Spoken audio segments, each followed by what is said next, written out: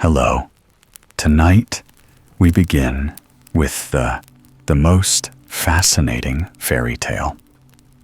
So before you get comfortable, take a moment to like the video and subscribe, but only if you genuinely enjoy what I do here.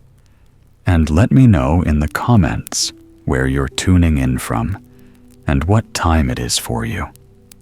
It's always fascinating to see who's joining us from around the world. Now, dim the lights. Maybe turn on a fan for that soft background hum, and let's ease into tonight's journey together. The Cat and the Mouse in partnership.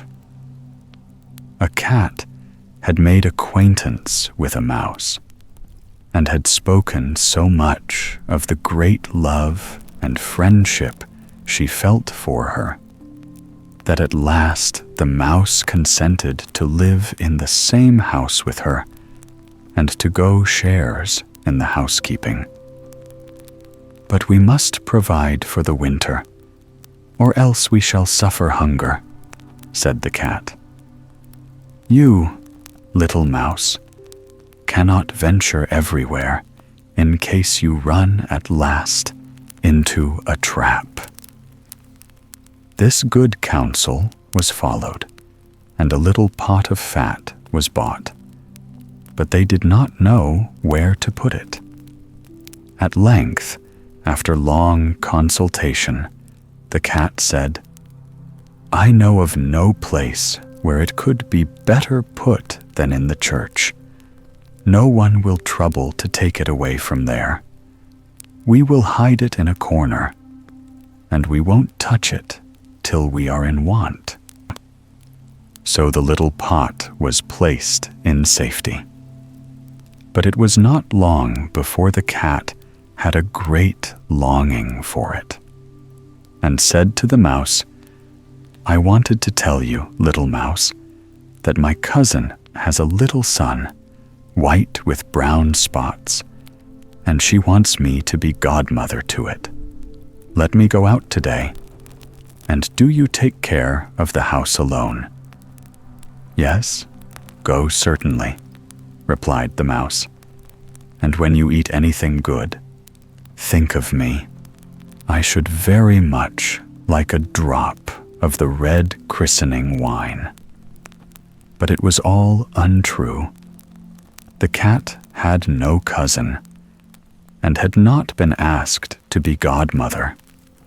She went straight to the church, slunk to the little pot of fat, began to lick it, and licked the top off. Then she took a walk on the roofs of the town, looked at the view, stretched herself out in the sun, and licked her lips whenever she thought of the little pot of fat. As soon as it was evening, she went home again. "Ah, here you are again," said the mouse. "You must certainly have had an enjoyable day." "It went off very well," answered the cat. "What was the child's name?" asked the mouse. "Top off," said the cat dryly. "Top off," echoed the mouse. "It is indeed a wonderful and curious name. Is it in your family?" "What is there odd about it?" said the cat. "It is not worse than bread thief, as your godchild is called." Not long after this, another great longing came over the cat. She said to the mouse, "You must again be kind enough to look after the house alone, for I have been asked a second time to stand godmother. And as this child has a white ring round its neck, I cannot refuse." The kind mouse agreed, but the cat slunk under the town wall to the church and ate up half of the pot of fat. "Nothing tastes better," said she, "than what one eats by oneself." And she was very much pleased with her day's work.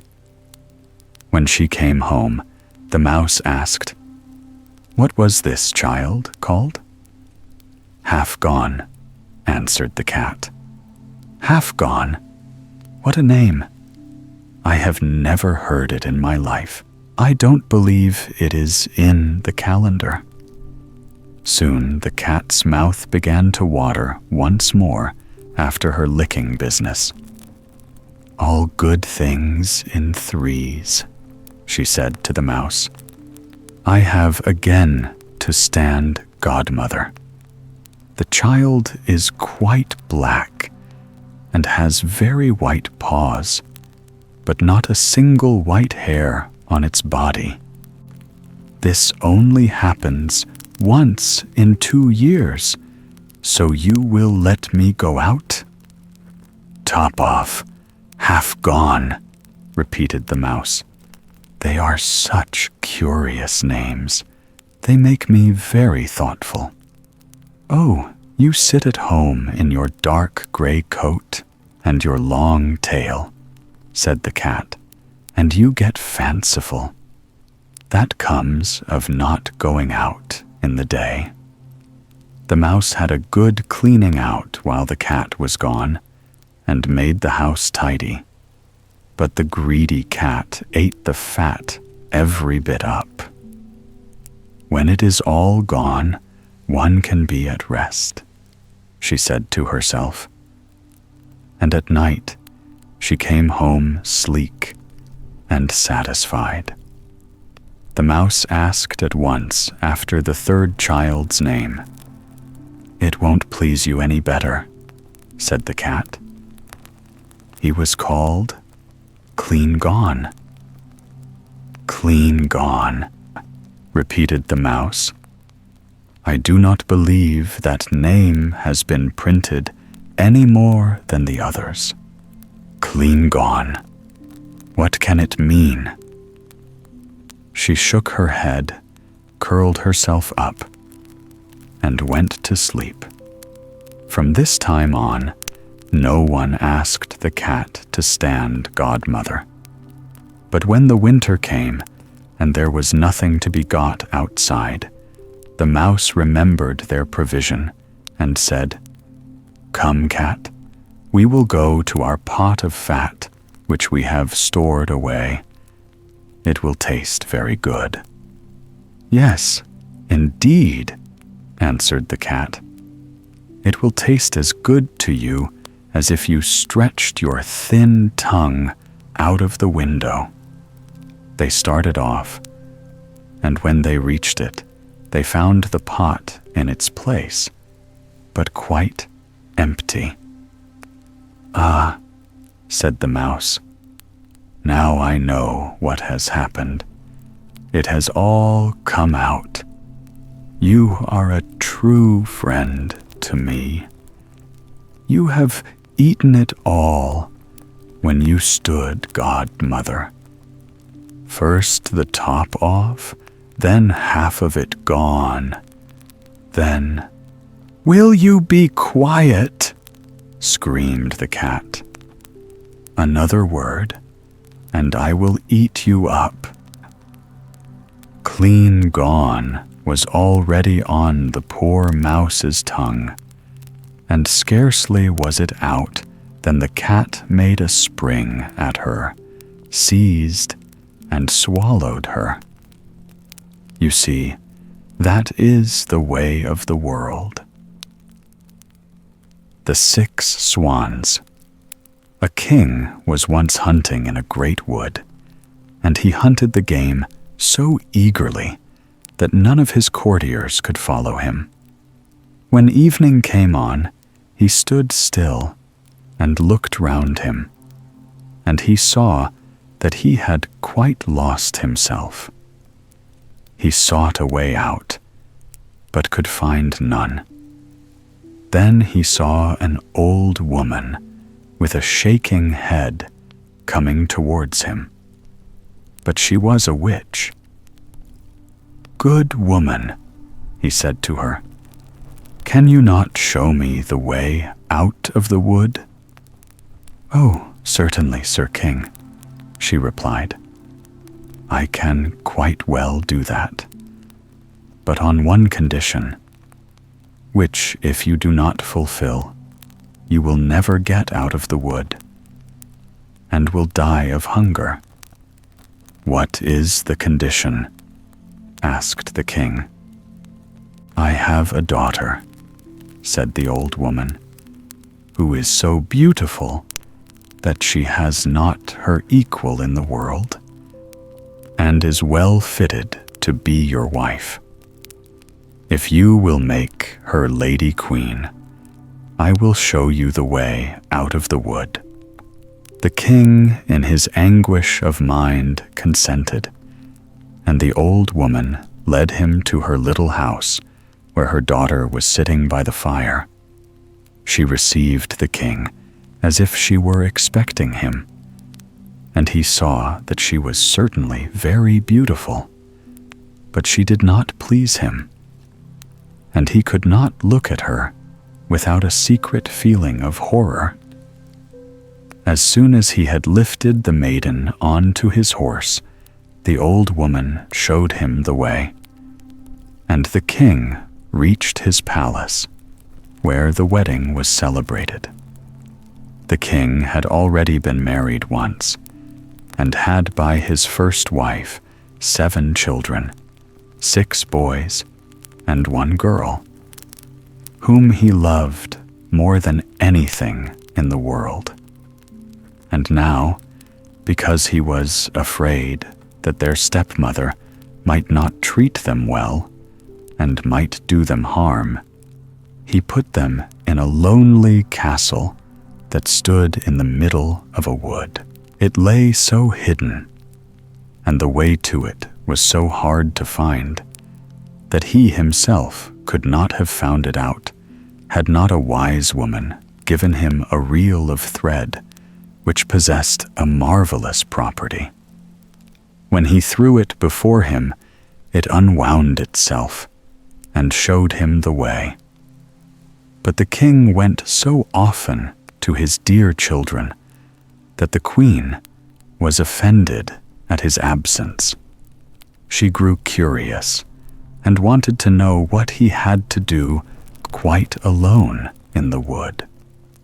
She gave his servants a great deal of money, and they betrayed the secret to her, and also told her of the reel which alone could point out the way.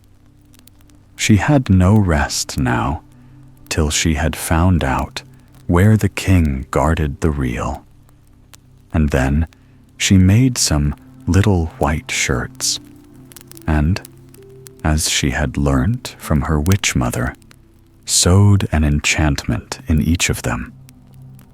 And when the king had ridden off, she took the little shirts and went into the wood, and the reel showed her the way.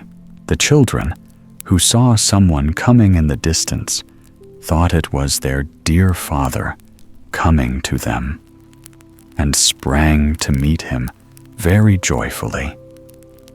Then she threw over each one a little shirt, which, when it had touched their bodies, changed them into swans, and they flew away over the forest.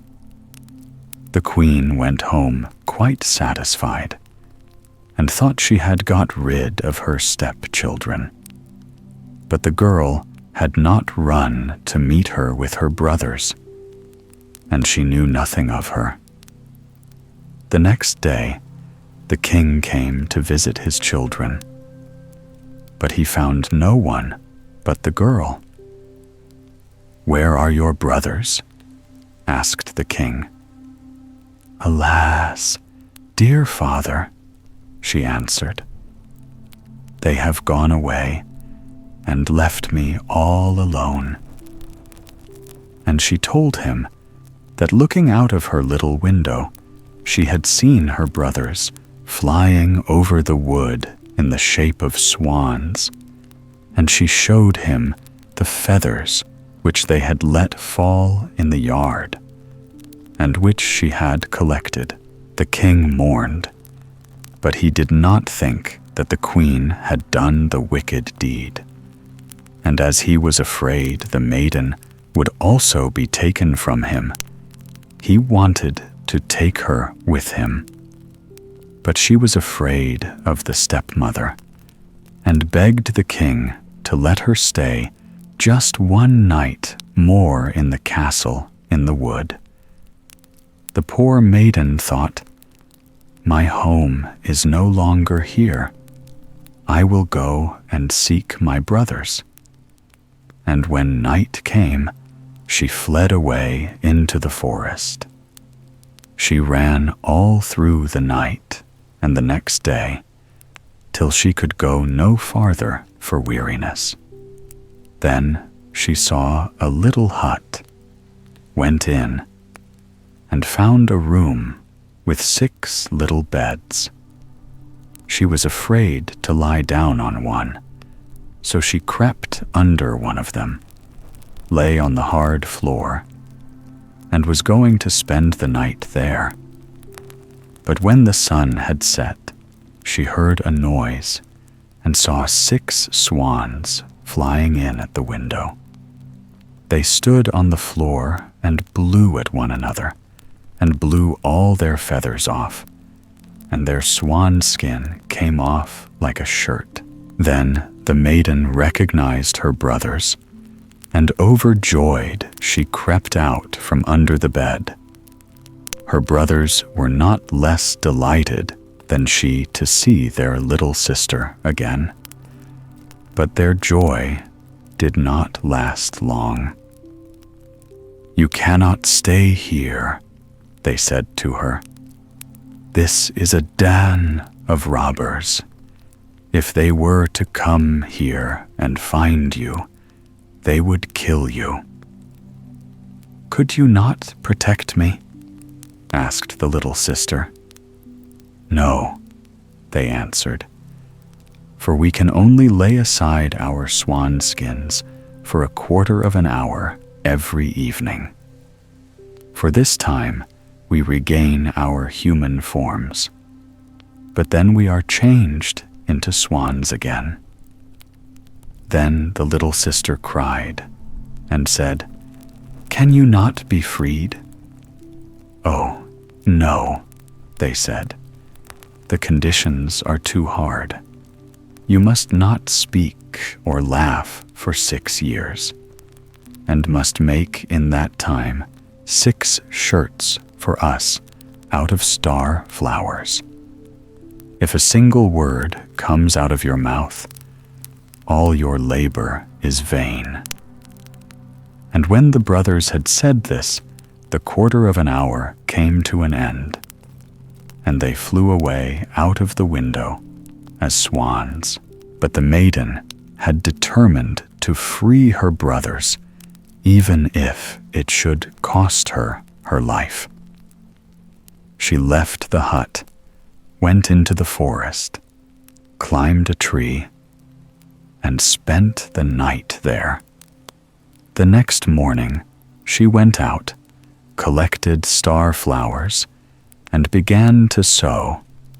She could speak to no one, and she had no wish to laugh, so she sat there, looking only at her work. When she had lived there some time, it happened that the king of the country was hunting in the forest, and his hunters came to the tree on which the maiden sat. They called to her and said, "Who are you?" But she gave no answer. "Come down to us," they said. "We will do you no harm."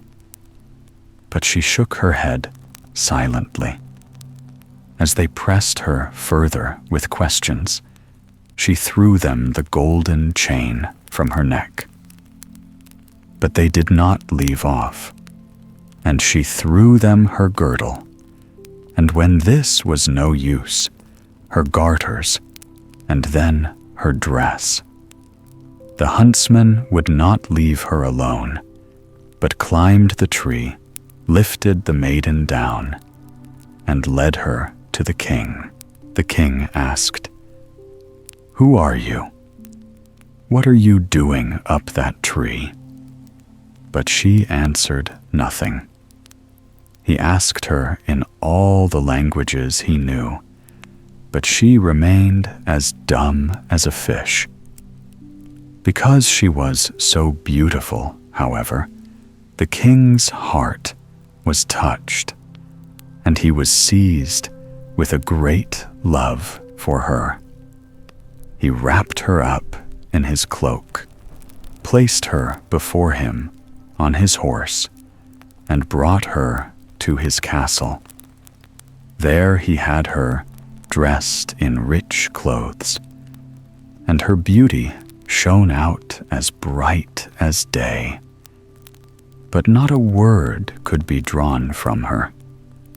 He set her at table by his side, and her modest ways and behavior pleased him so much that he said, "I will marry this maiden, and none other in the world."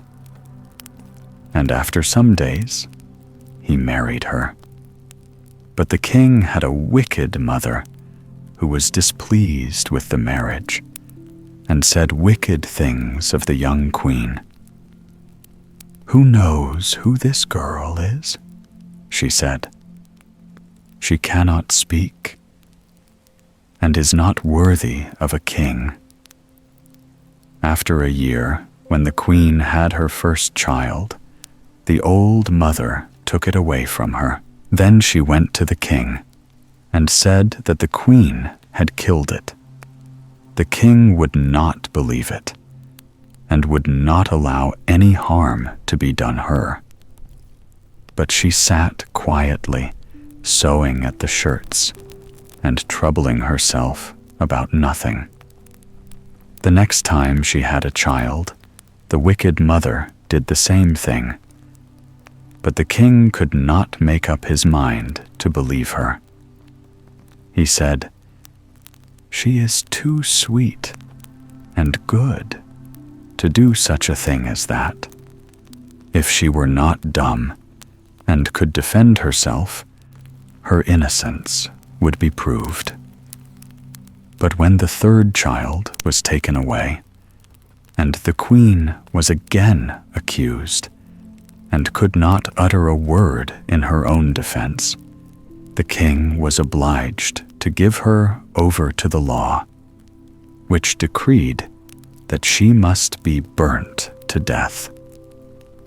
When the day came on which the sentence was to be executed, it was the last day of the 6 years in which she must not speak or laugh.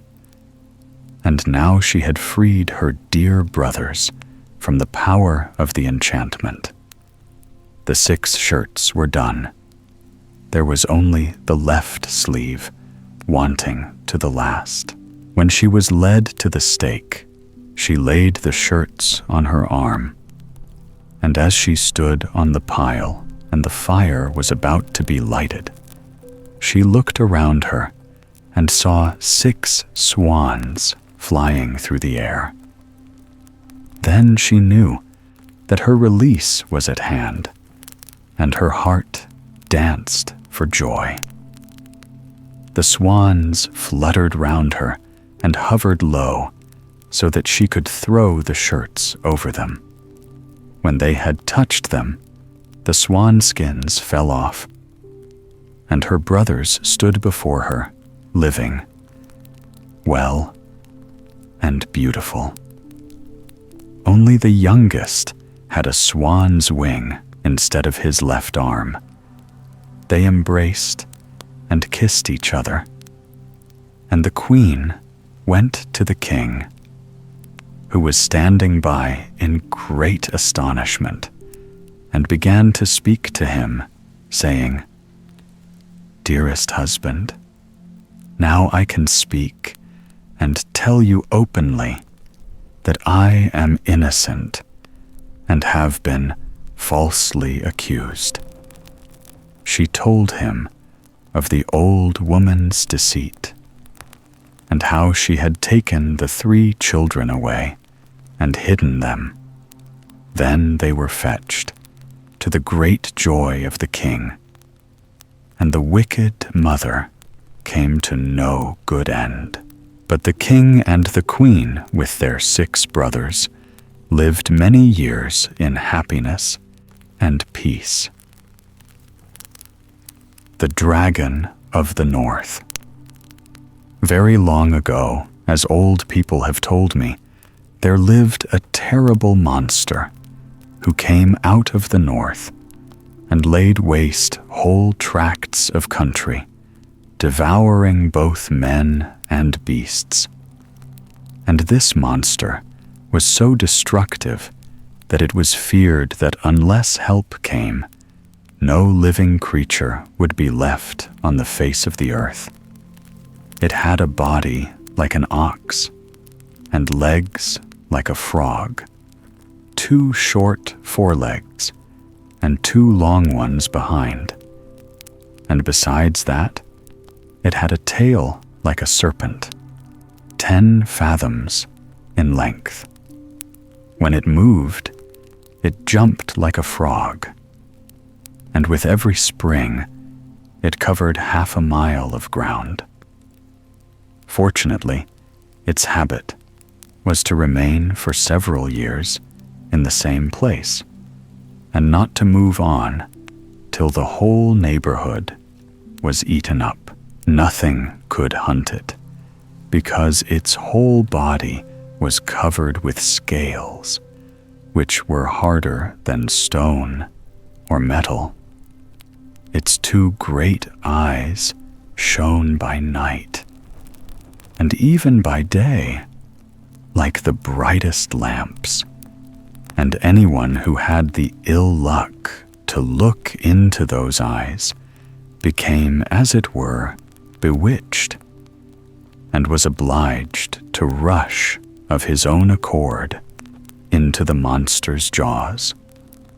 In this way, the dragon was able to feed upon both men and beasts without the least trouble to itself, as it needed not to move from the spot where it was lying. All the neighboring kings had offered rich rewards to anyone who should be able to destroy the monster, either by force or enchantment. And many had tried their luck, but all had miserably failed. Once, a great forest in which the dragon lay had been set on fire. The forest was burnt down, but the fire did not do the monster the least harm. However, there was a tradition amongst the wise men of the country that the dragon might be overcome by one who possessed King Solomon's signet ring, upon which a secret writing was engraved. This inscription would enable anyone who was wise enough to interpret it to find out how the dragon could be destroyed. Only no one knew where the ring was hidden, nor was there any sorcerer or learned man to be found who would be able to explain the inscription. At last, a young man with a good heart and plenty of courage set out to search for the ring. He took his way towards the sun rising, because he knew that all the wisdom of old time comes from the east. After some years, he met with a famous Eastern magician and asked for his advice in the matter. The magician answered, "Mortal men have but little wisdom and can give you no help, but the birds of the air would be better guides to you if you could learn their language. I can help you to understand it if you will stay with me a few days." The youth thankfully accepted the magician's offer and said, I cannot now offer you any reward for your kindness, but should my undertaking succeed, your trouble shall be richly repaid." Then the magician brewed a powerful potion out of 9 sorts of herbs, which he had gathered himself all alone by moonlight. And he gave the youth 9 spoonfuls of it daily for 3 days, which made him able to understand the language of birds. At parting, the magician said to him, "If you ever find Solomon's ring and get possession of it, then come back to me, that I may explain the inscription on the ring to you. For there is no one else in the world who can do this." From that time, the youth never felt lonely as he walked along. He always had company, because he understood the language of birds. And in this way, he learned many things which mere human knowledge could never have taught him. But time went on, and he heard nothing about the ring. It happened one evening, when he was hot and tired with walking, and had sat down under a tree in a forest to eat his supper, that he saw 2 gaily plumaged birds that were strange to him, sitting at the top of the tree, talking to one another about him. The first bird said, "I know that wandering fool under the tree there, who has come so far without finding what he seeks. He is trying to find King Solomon's lost ring." The other bird answered, "He will have to seek help from the witch maiden, 3, who will doubtless be able to put him on the right track. If she has not got the ring herself, she knows well enough who has it." "But where is he to find the witch maiden?" said the first bird. "She has no settled dwelling, but is here today and gone tomorrow. He might as well try to catch the wind." The other replied, "I do not know certainly where she is at present, but in 3 nights from now she will come to the spring to wash her face, as she does every month when the moon is full, in order that she may never grow old nor wrinkled, but may always keep the bloom of youth." "Well," said the first bird, "the spring is not far from here.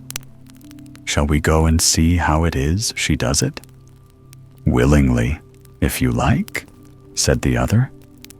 The youth immediately resolved to follow the birds to the spring.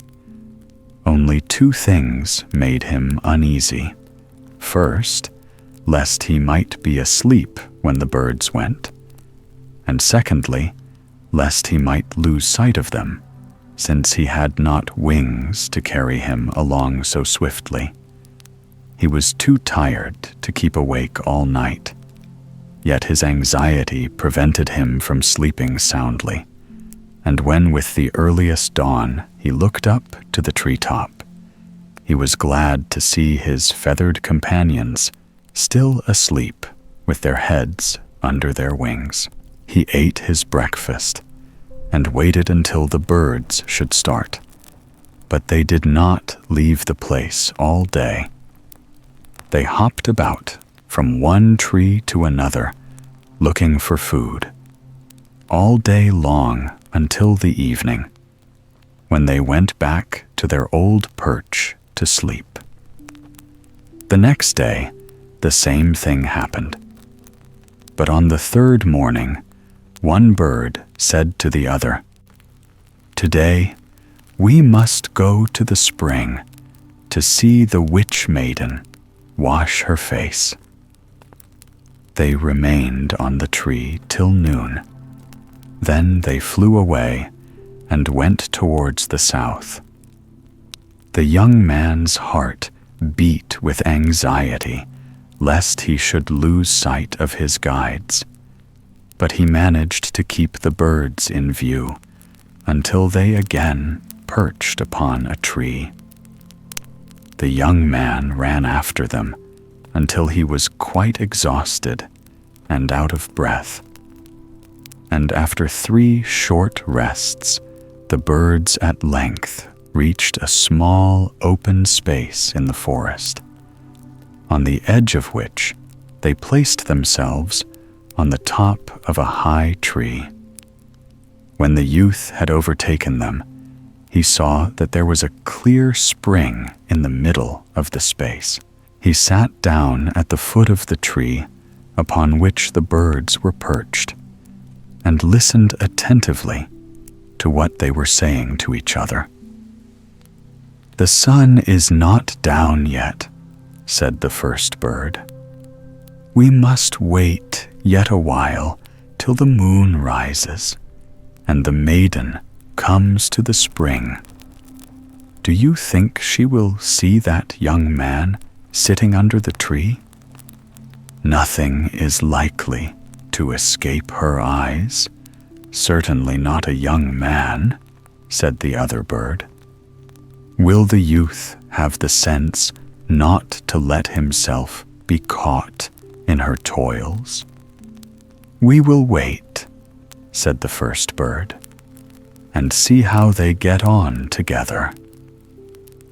The evening light had quite faded, and the full moon was already shining down upon the forest, when the young man heard a slight rustling sound.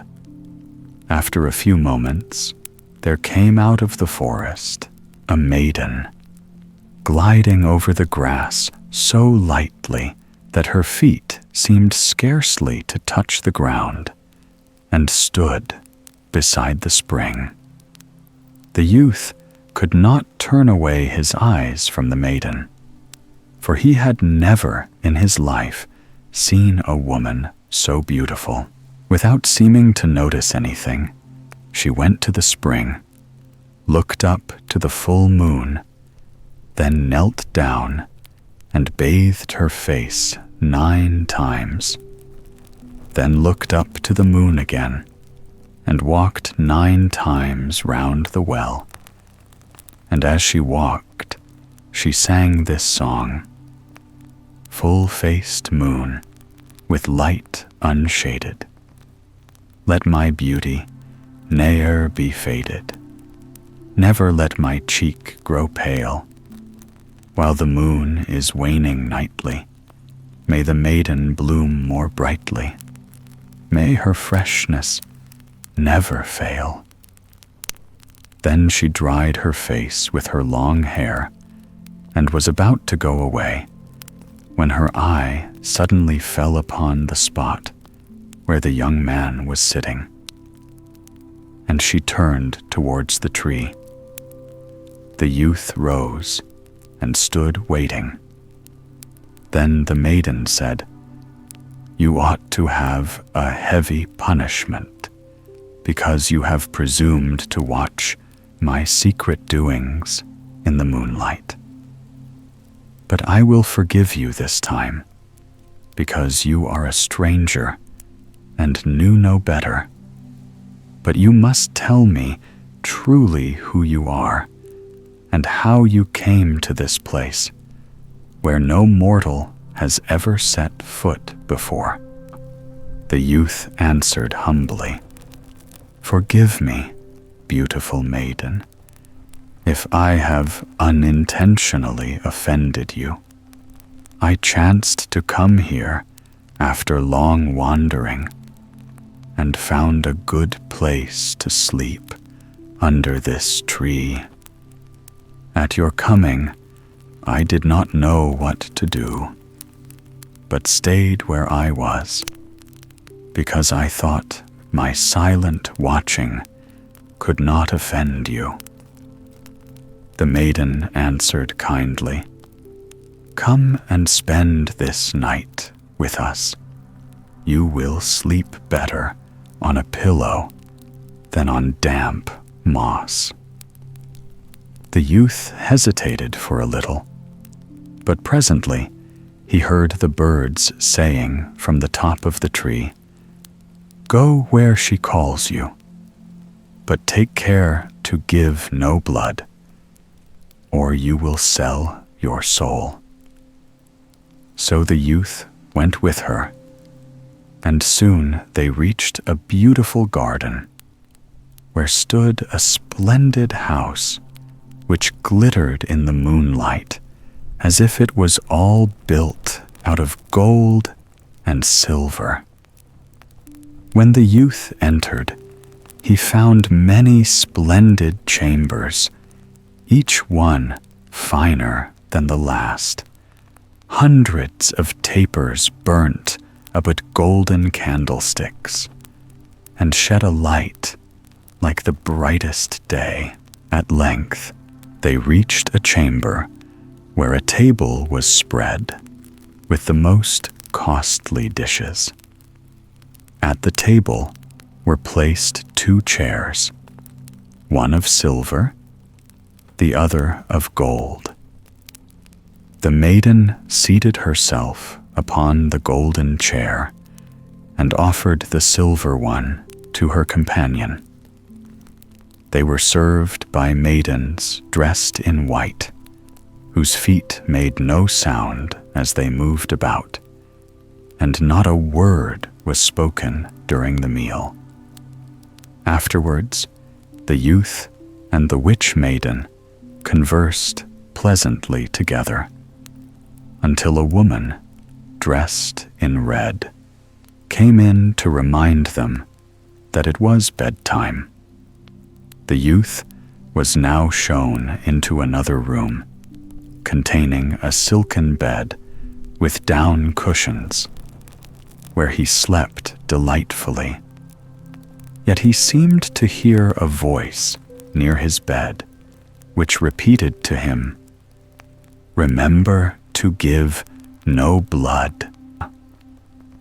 The next morning, the maiden asked him whether he would not like to stay with her always in this beautiful place. And as he did not answer immediately, she continued, "You see how I always remain young and beautiful, and I am under no one's orders, but can do just what I like, so that I have never thought of marrying before. But from the moment I saw you, I took a fancy to you. So if you agree, we might be married and might live together like princes, because I have great riches." The youth could not but be tempted with the beautiful maiden's offer, but he remembered how the birds had called her the witch, and their warning always sounded in his ears. Therefore, he answered cautiously, "Do not be angry, dear maiden, if I do not decide immediately on this important matter. Give me a few days to consider before we come to an understanding." "Why not?" answered the maiden. "Take some weeks to consider if you like, and take counsel with your own heart." And to make the time pass pleasantly, she took the youth over every part of her beautiful dwelling, and showed him all her splendid treasures. But these treasures were all produced by enchantment, for the maiden could make anything she wished appear by the help of King Solomon's signet ring. Only none of these things remained fixed. They passed away like the wind without leaving a trace behind. But the youth did not know this. He thought they were all real. One day, the maiden took him into a secret chamber where a little gold box was standing on a silver table. Pointing to the box, she said, "Here is my greatest treasure, whose like is not to be found in the whole world. It is a precious gold ring. When you marry me, I will give you this ring as a marriage gift, and it will make you the happiest of mortal men. But in order that our love may last forever, you must give me for the ring 3 drops of blood from the little finger of your left hand."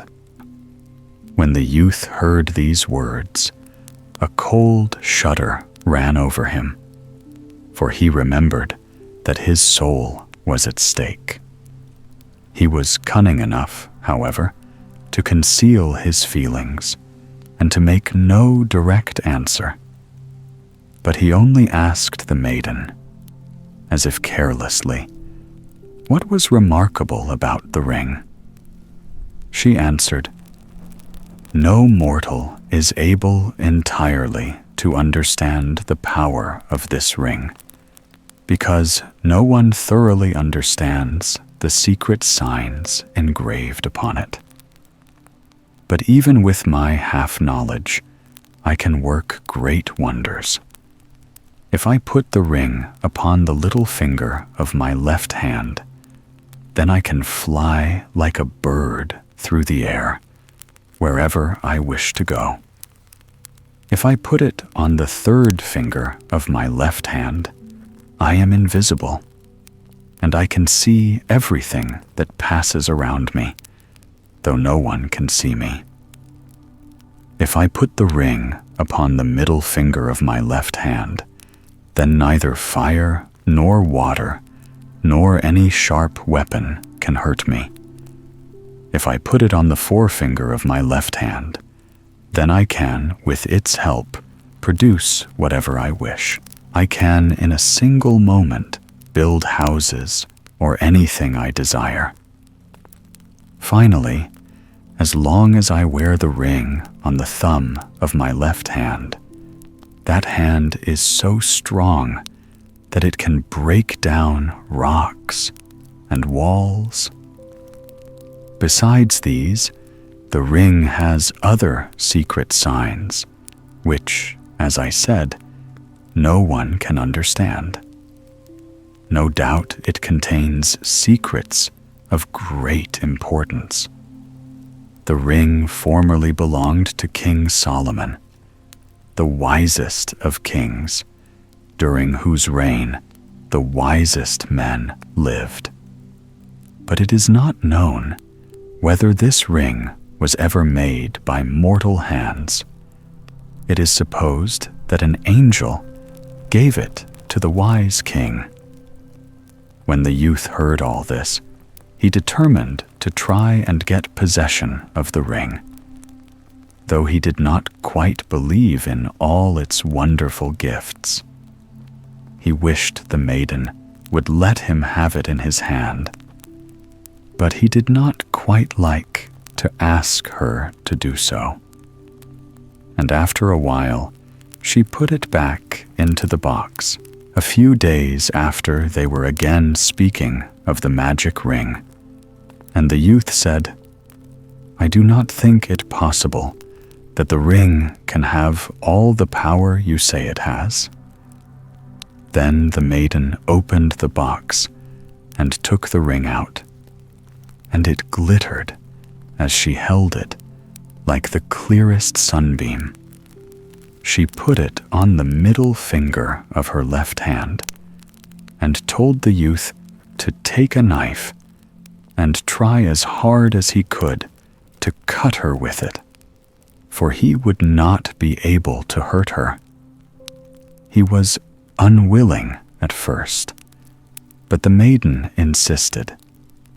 Then he tried, at first only in play, and then seriously, to strike her with the knife.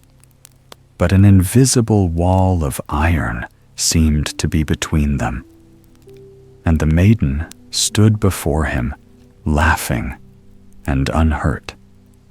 Then she put the ring on her third finger, and in an instant she had vanished from his eyes.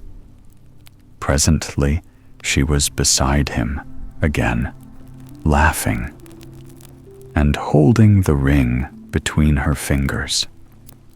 "Do let me try," said the youth, "whether I can do these wonderful things."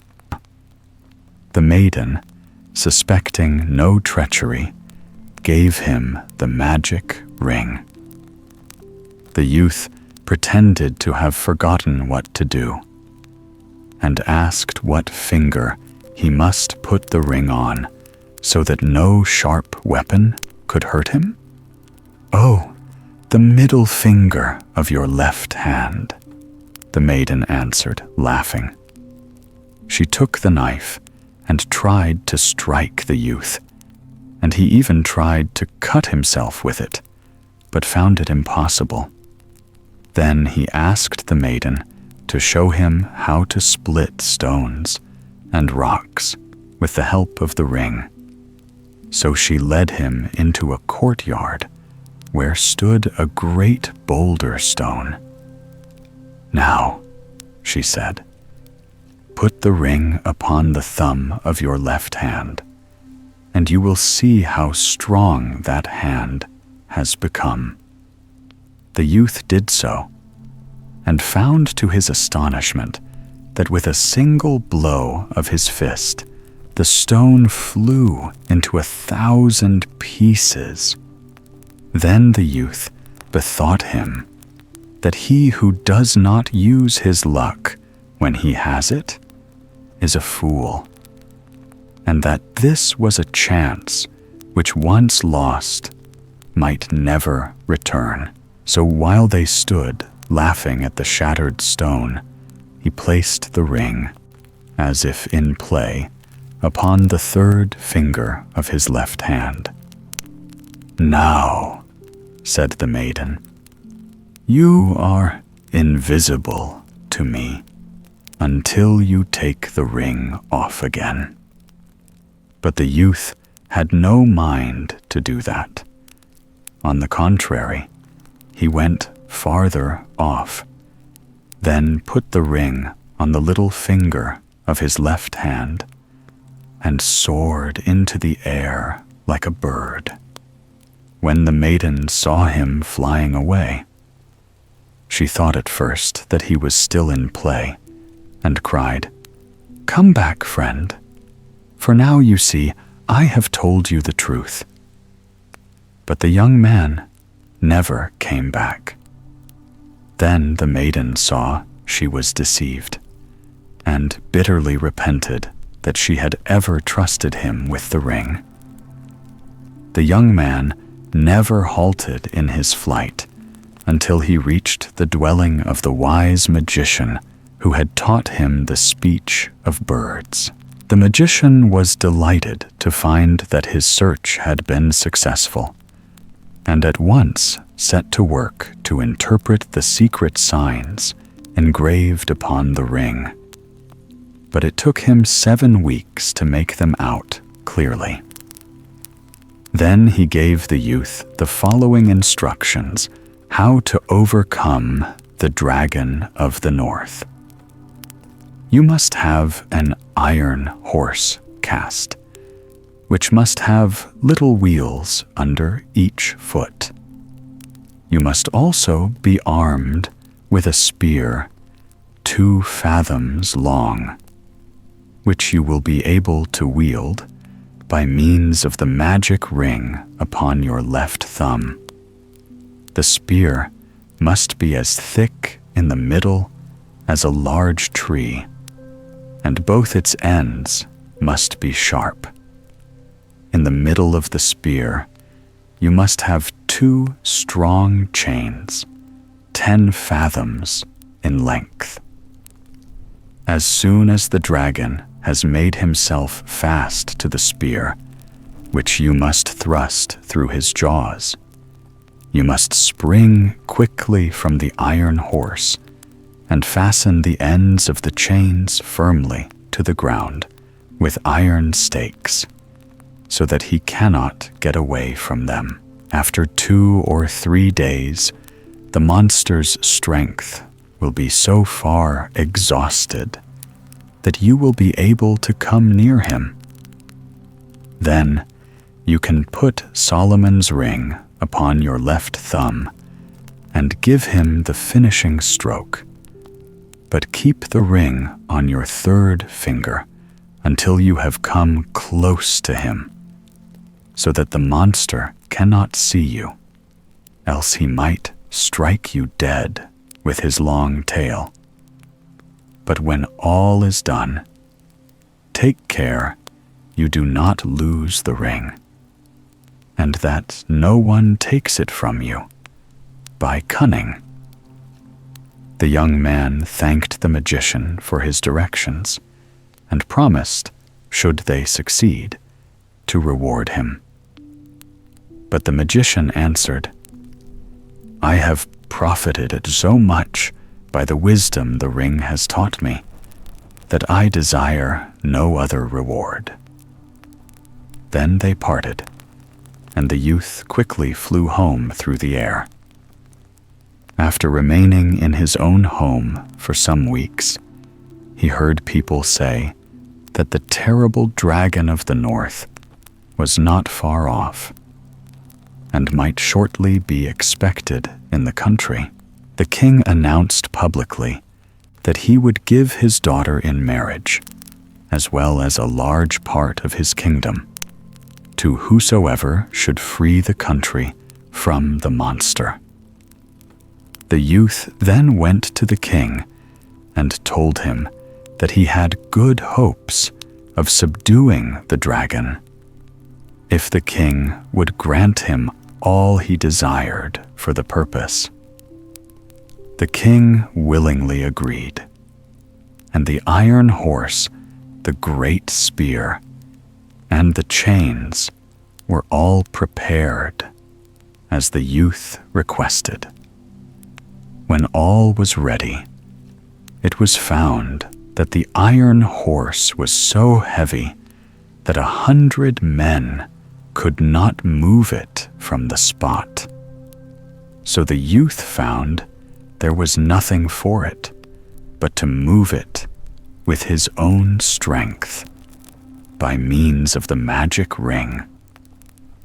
The dragon was now so near that in a couple of springs he would be over the frontier.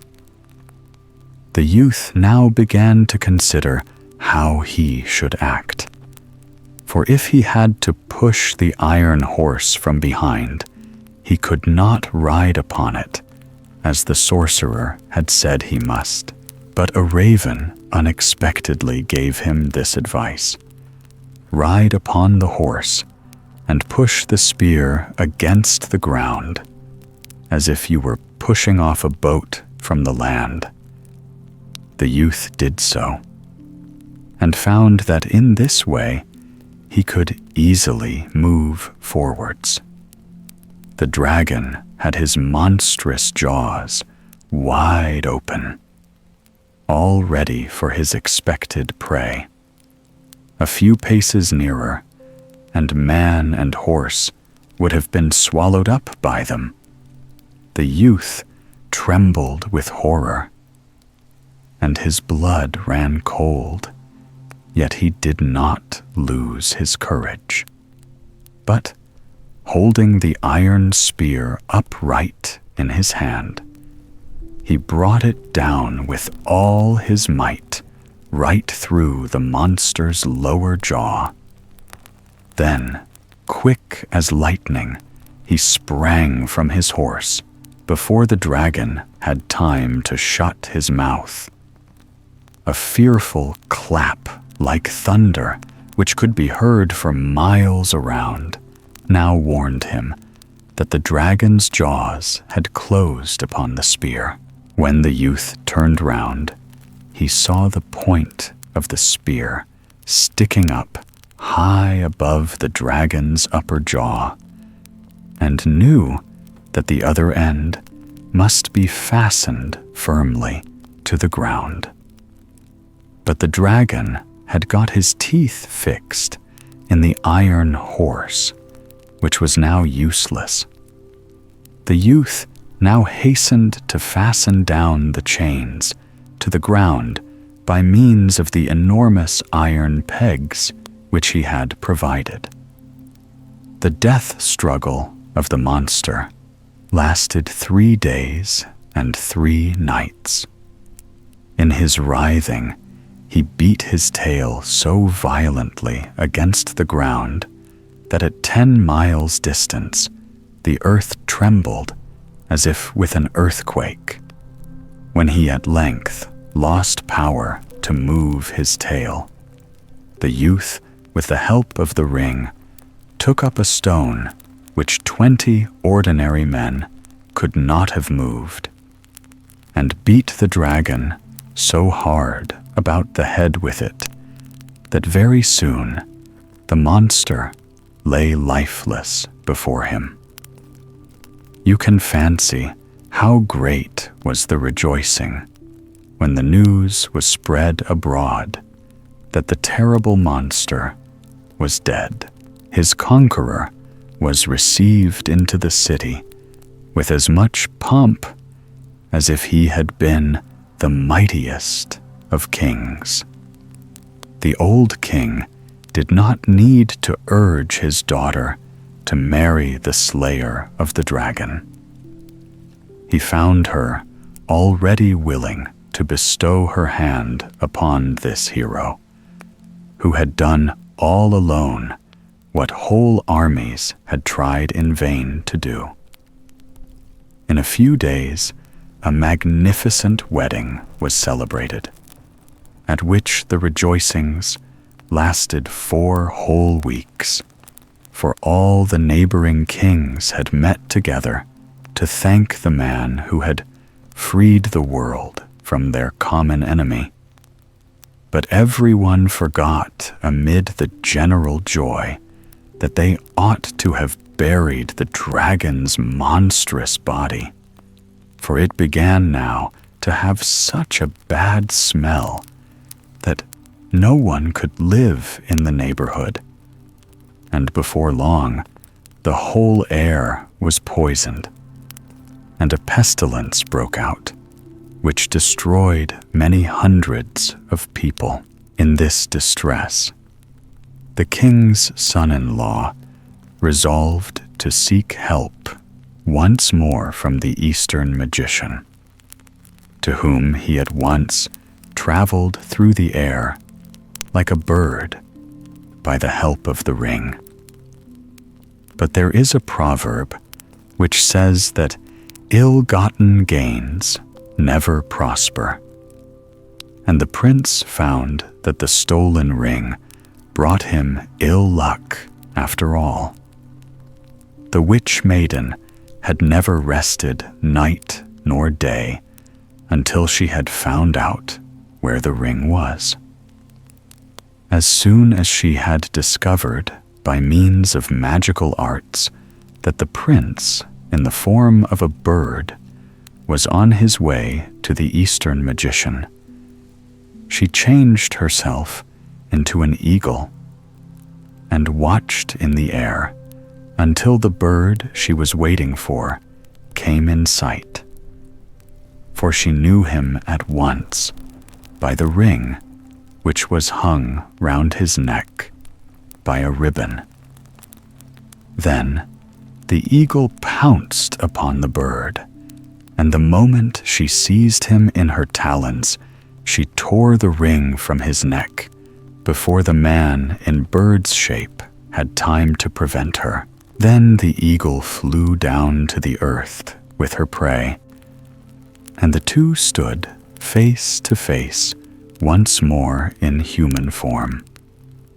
"Now, villain, you are in my power," cried the witch maiden. "I favored you with my love, and you repaid me with treachery and theft. You stole my most precious jewel from me, and do you expect to live happily as the king's son-in-law? Now the tables are turned. You are in my power, and I will be revenged on you for your crimes. Forgive me, forgive me," cried the prince. "I know too well how deeply I have wronged you, and most heartily do I repent it." The maiden answered, "Your prayers and your repentance come too late, and if I were to spare you, everyone would think me a fool. You have doubly wronged me. First you scorned my love, and then you stole my ring, and you must bear the punishment." With these words, she put the ring upon her left thumb, lifted the young man with one hand, and walked away with him under her arm. This time, she did not take him to a splendid palace, but to a deep cave in a rock, where there were chains hanging from the wall. The maiden now chained the young man's hands and feet so that he could not escape. Then she said in an angry voice, "Here you shall remain chained up until you die. I will bring you every day enough food to prevent you dying of hunger, but you need never hope for freedom anymore." With these words, she left him. The old king and his daughter waited anxiously for many weeks for the prince's return, but no news of him arrived. The king's daughter often dreamed that her husband was going through some great suffering. She therefore begged her father to summon all the enchanters and magicians, that they might try to find out where the prince was and how he could be set free. But the magicians, with all their arts, could find out nothing, except that he was still living and undergoing great suffering. But none could tell where he was to be found. At last, a celebrated magician from Finland was brought before the king, who had found out that the king's son-in-law was imprisoned in the East, not by men, but by some more powerful being. The king now sent messengers to the East to look for his son-in-law, and they, by good luck, met with the old magician, who had interpreted the signs on King Solomon's ring, and thus was possessed of more wisdom than anyone else in the world. The magician soon found out what he wished to know, and pointed out the place where the prince was imprisoned, but said, "He is kept there by enchantment, and cannot be set free without my help. I will therefore go with you, myself."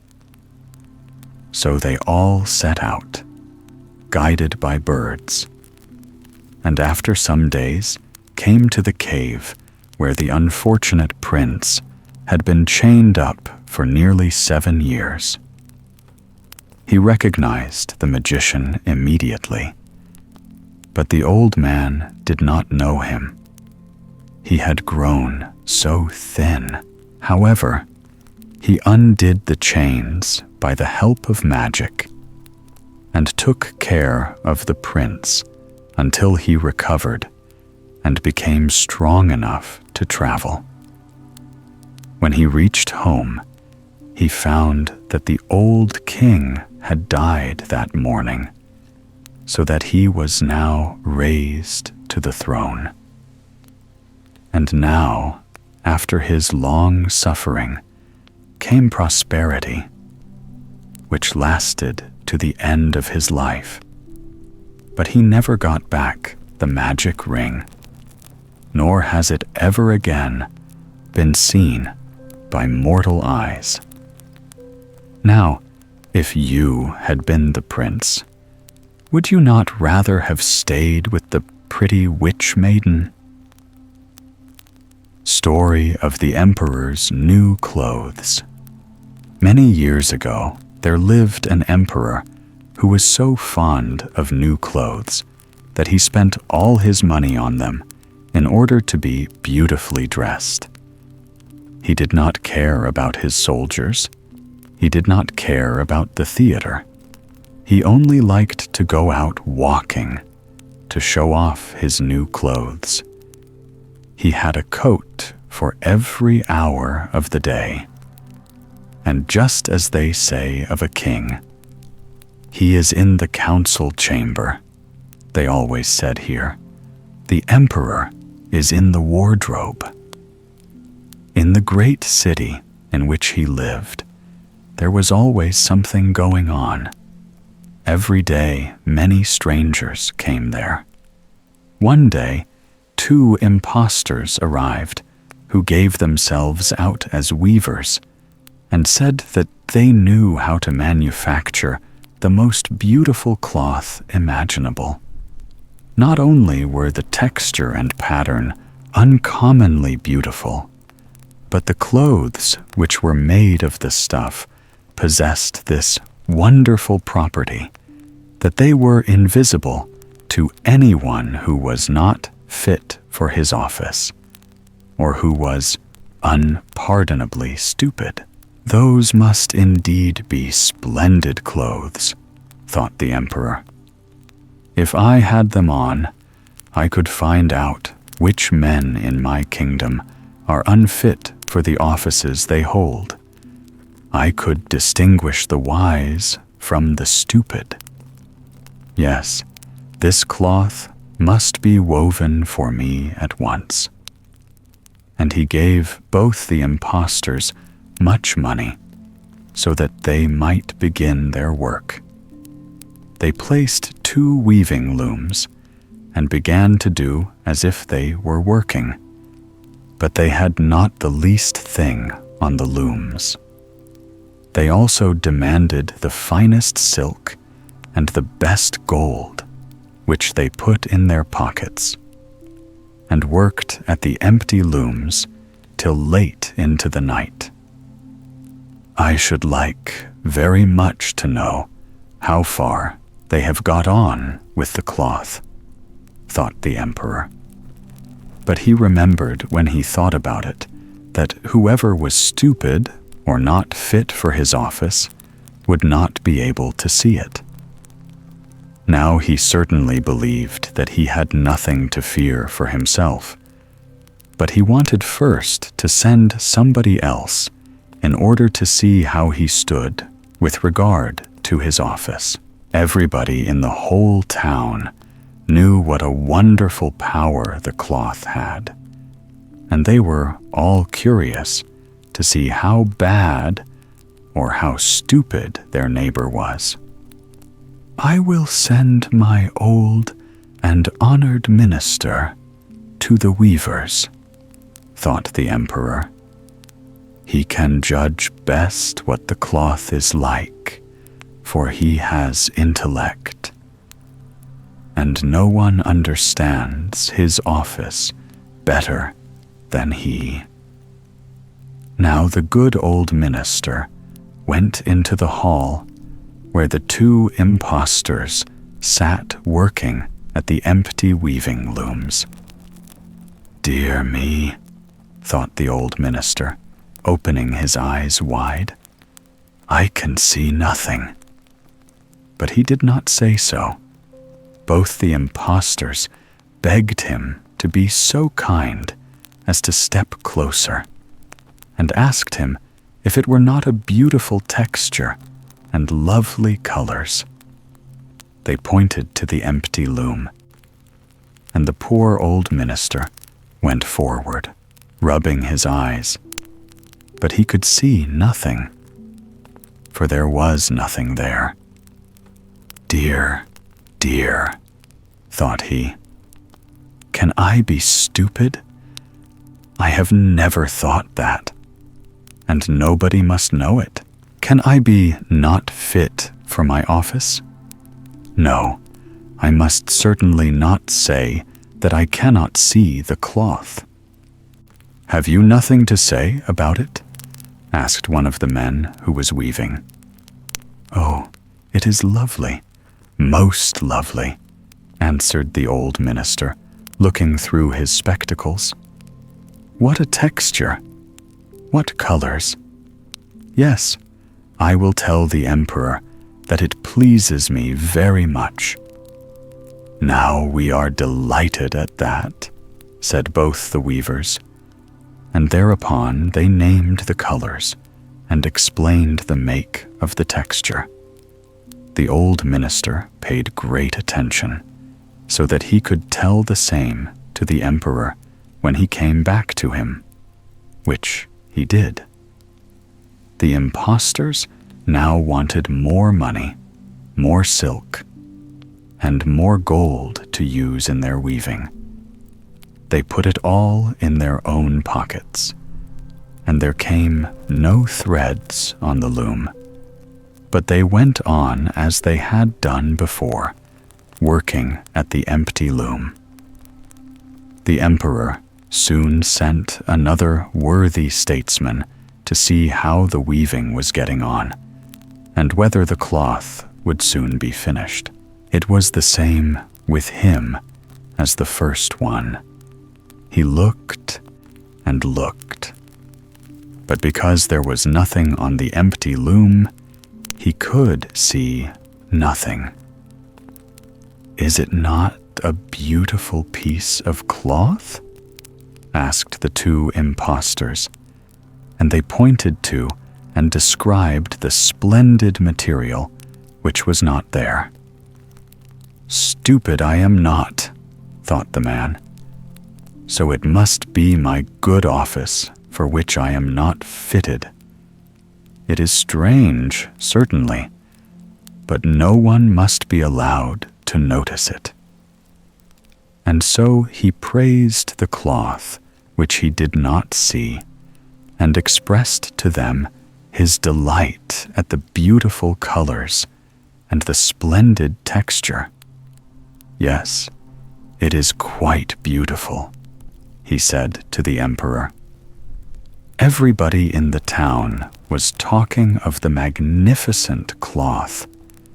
Now the emperor wanted to see it himself while it was still on the loom. With a great crowd of select followers, amongst whom were both the worthy statesmen who had already been there before, he went to the cunning impostors, who were now weaving with all their might, but without fiber or thread. Is it not splendid? Said both the old statesmen, who had already been there. See, your majesty, what a texture, what colors. And then they pointed to the empty loom, for they believed that the others could see the cloth quite well. What? Thought the emperor. I can see nothing. This is indeed horrible. Am I stupid? Am I not fit to be emperor? That were the most dreadful thing that could happen to me. Oh, it is very beautiful, he said. It has my gracious approval. And then he nodded, pleasantly, and examined the empty loom, for he would not say that he could see nothing. His whole court round him looked and looked, and saw no more than the others. But they said, like the emperor, "Oh, it is beautiful." And they advised him to wear these new and magnificent clothes for the first time at the great procession which was soon to take place. Splendid, lovely, most beautiful, went from mouth to mouth. Everyone seemed delighted over them. And the emperor gave to the impostors the title of court weavers to the emperor. Throughout the whole of the night, before the morning on which the procession was to take place, the impostors were up and were working by the light of over 16 candles. The people could see that they were very busy making the emperor's new clothes ready. They pretended they were taking the cloth from the loom, cut with huge scissors in the air, sewed with needles without thread, and then said at last, "Now the clothes are finished." The emperor came himself with his most distinguished knights, and each impostor held up his arm just as if he were holding something, and said, "See, here are the breeches, here is the coat, here the cloak," and so on. Spun clothes are so comfortable that one would imagine one had nothing on at all. But that is the beauty of it. Well, yes, said all the knights, but they could see nothing, for there was nothing there.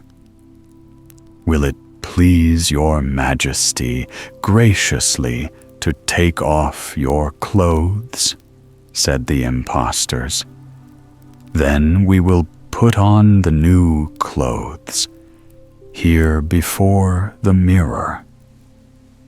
The emperor took off all his clothes, and the impostors placed themselves before him as if they were putting on each part of his new clothes, which was ready.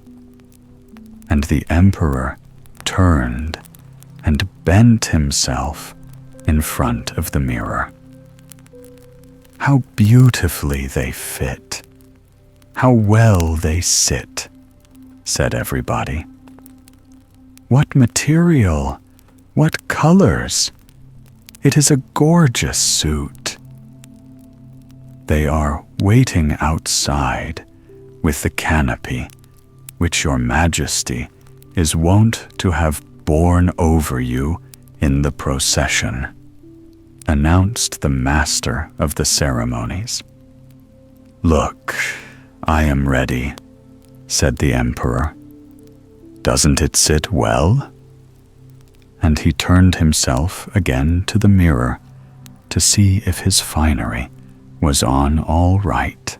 The chamberlains, who were used to carry the train, put their hands near the floor as if they were lifting up the train. Then they did as if they were holding something in the air. They would not have it noticed that they could see nothing. So the emperor went along in the procession under the splendid canopy. And all the people in the streets and at the windows said, "How matchless are the emperor's new clothes!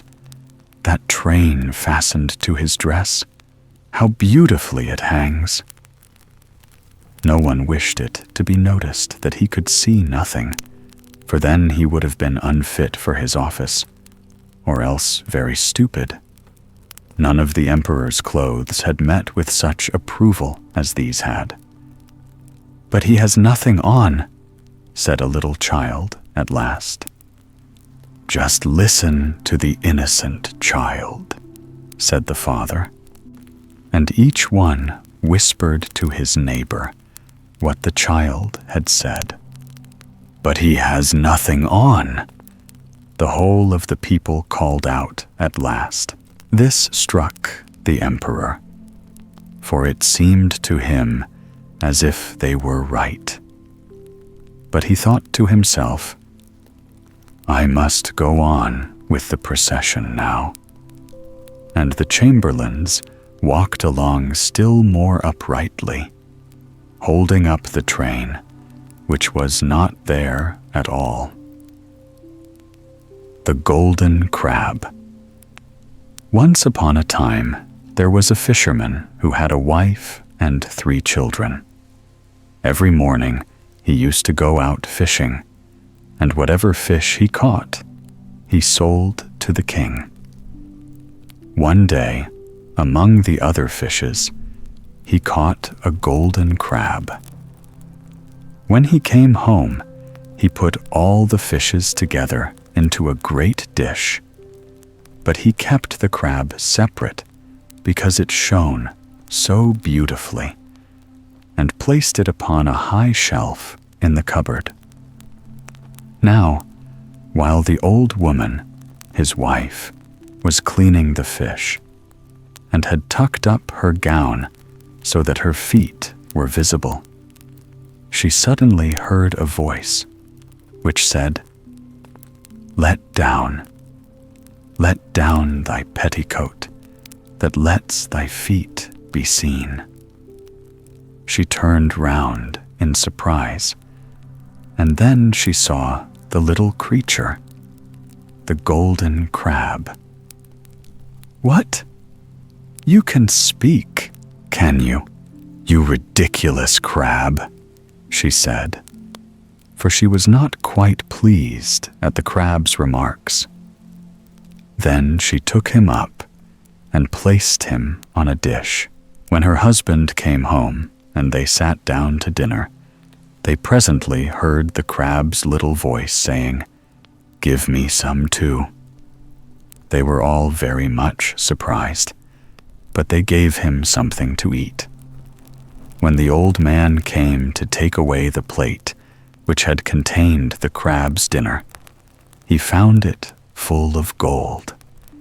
And as the same thing happened every day, he soon became very fond of the crab.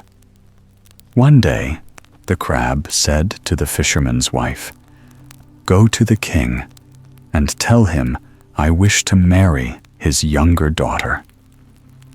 The old woman went accordingly and laid the matter before the king, who laughed a little at the notion of his daughter marrying a crab, but did not decline the proposal altogether, because he was a prudent monarch, and knew that the crab was likely to be a prince in disguise. He said, therefore, to the fisherman's wife, "Go, old woman, and tell the crab I will give him my daughter if by tomorrow morning he can build a wall in front of my castle much higher than my tower, upon which all the flowers of the world must grow and bloom." The fisherman's wife went home and gave this message. Then the crab gave her a golden rod and said, "Go and strike with this rod 3 times upon the ground on the place which the king showed you, and tomorrow morning the wall will be there." The old woman did so and went away again. The next morning, when the king awoke, what do you think he saw? The wall stood there before his eyes, exactly as he had bespoken it. Then the old woman went back to the king and said to him, "Your Majesty's orders have been fulfilled." "That is all very well," said the king, but I cannot give away my daughter until there stands in front of my palace a garden in which there are 3 fountains, of which the first must play gold, the second diamonds, and the third brilliants. So the old woman had to strike again 3 times upon the ground with the rod, and the next morning the garden was there. The king now gave his consent, and the wedding was fixed for the very next day. Then the crab said to the old fisherman, "Now take this rod, go and knock with it on a certain mountain. Then a black man, 6, will come out and ask you what you wish for.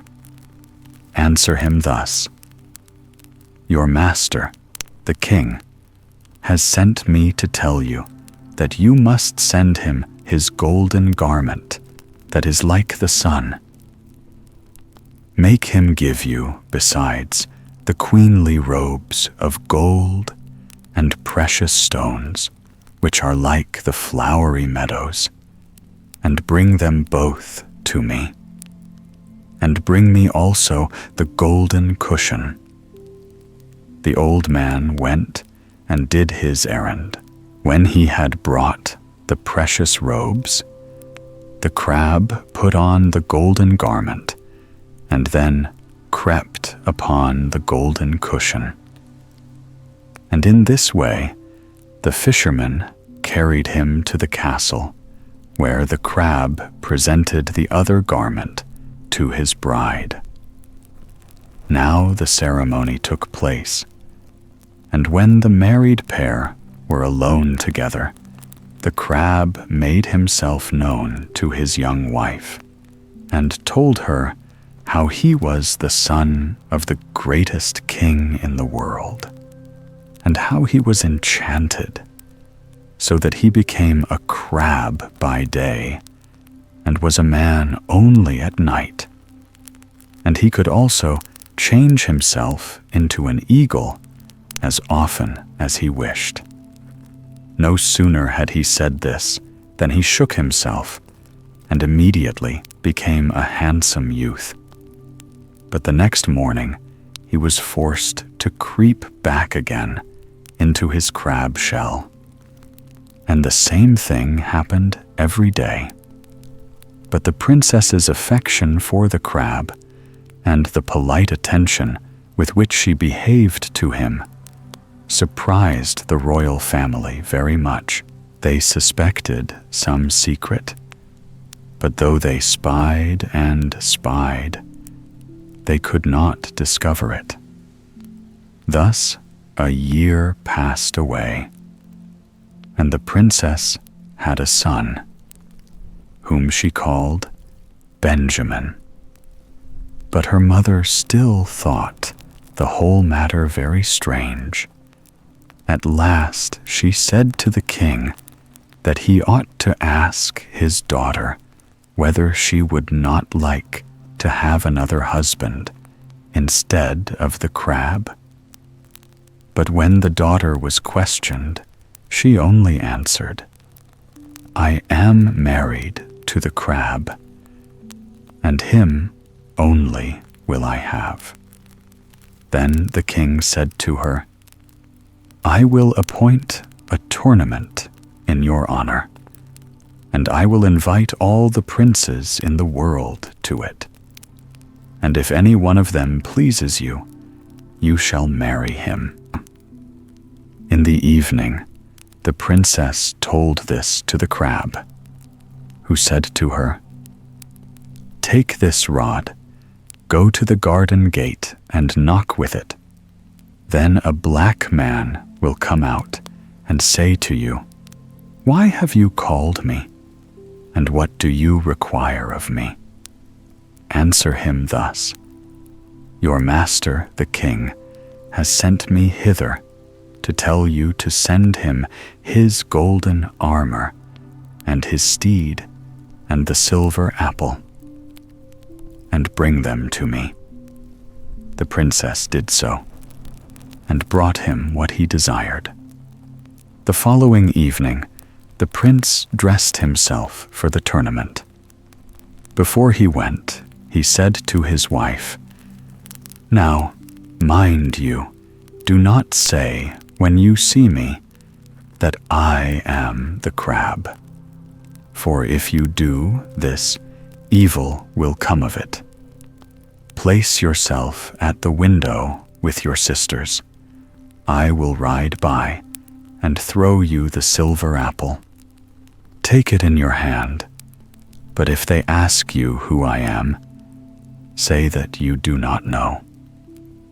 So saying, he kissed her, repeated his warning once more, and went away. The princess went with her sisters to the window and looked on at the tournament. Presently, her husband rode by and threw the apple up to her. She caught it in her hand and went with it to her room. And by, her husband came back to her. But her father was much surprised that she did not seem to care about any of the princes. He therefore appointed a second tournament. The crab then gave his wife the same directions as before, only this time the apple which she received from the black man was of gold. But before the prince went to the tournament, he said to his wife, "Now I know you will betray me today." But she swore to him that she would not tell who he was. He then repeated his warning and went away. In the evening, while the princess with her mother and sisters was standing at the window, the prince suddenly galloped past on his steed and threw her the golden apple. Then her mother flew into a passion, gave her a box on the ear, and cried out, "Does not even that prince please you, you fool?" The princess, in her fright, exclaimed, "That is the crab himself." Her mother was still more angry because she had not been told sooner, ran into her daughter's room where the crab shell was still lying, took it up and threw it into the fire. Then the poor princess cried bitterly. But it was of no use. Her husband did not come back. Now we must leave the princess and turn to the other persons in the story. One day, an old man went to a stream to dip in a crust of bread, which he was going to eat, when a dog came out of the water, snatched the bread from his hand, and ran away. The old man ran after him, but the dog reached a door, pushed it open, and ran in, the old man following him. He did not overtake the dog, but found himself above a staircase, which he descended. Then he saw before him a stately palace, and entering, he found in a large hall a table set for 12 persons.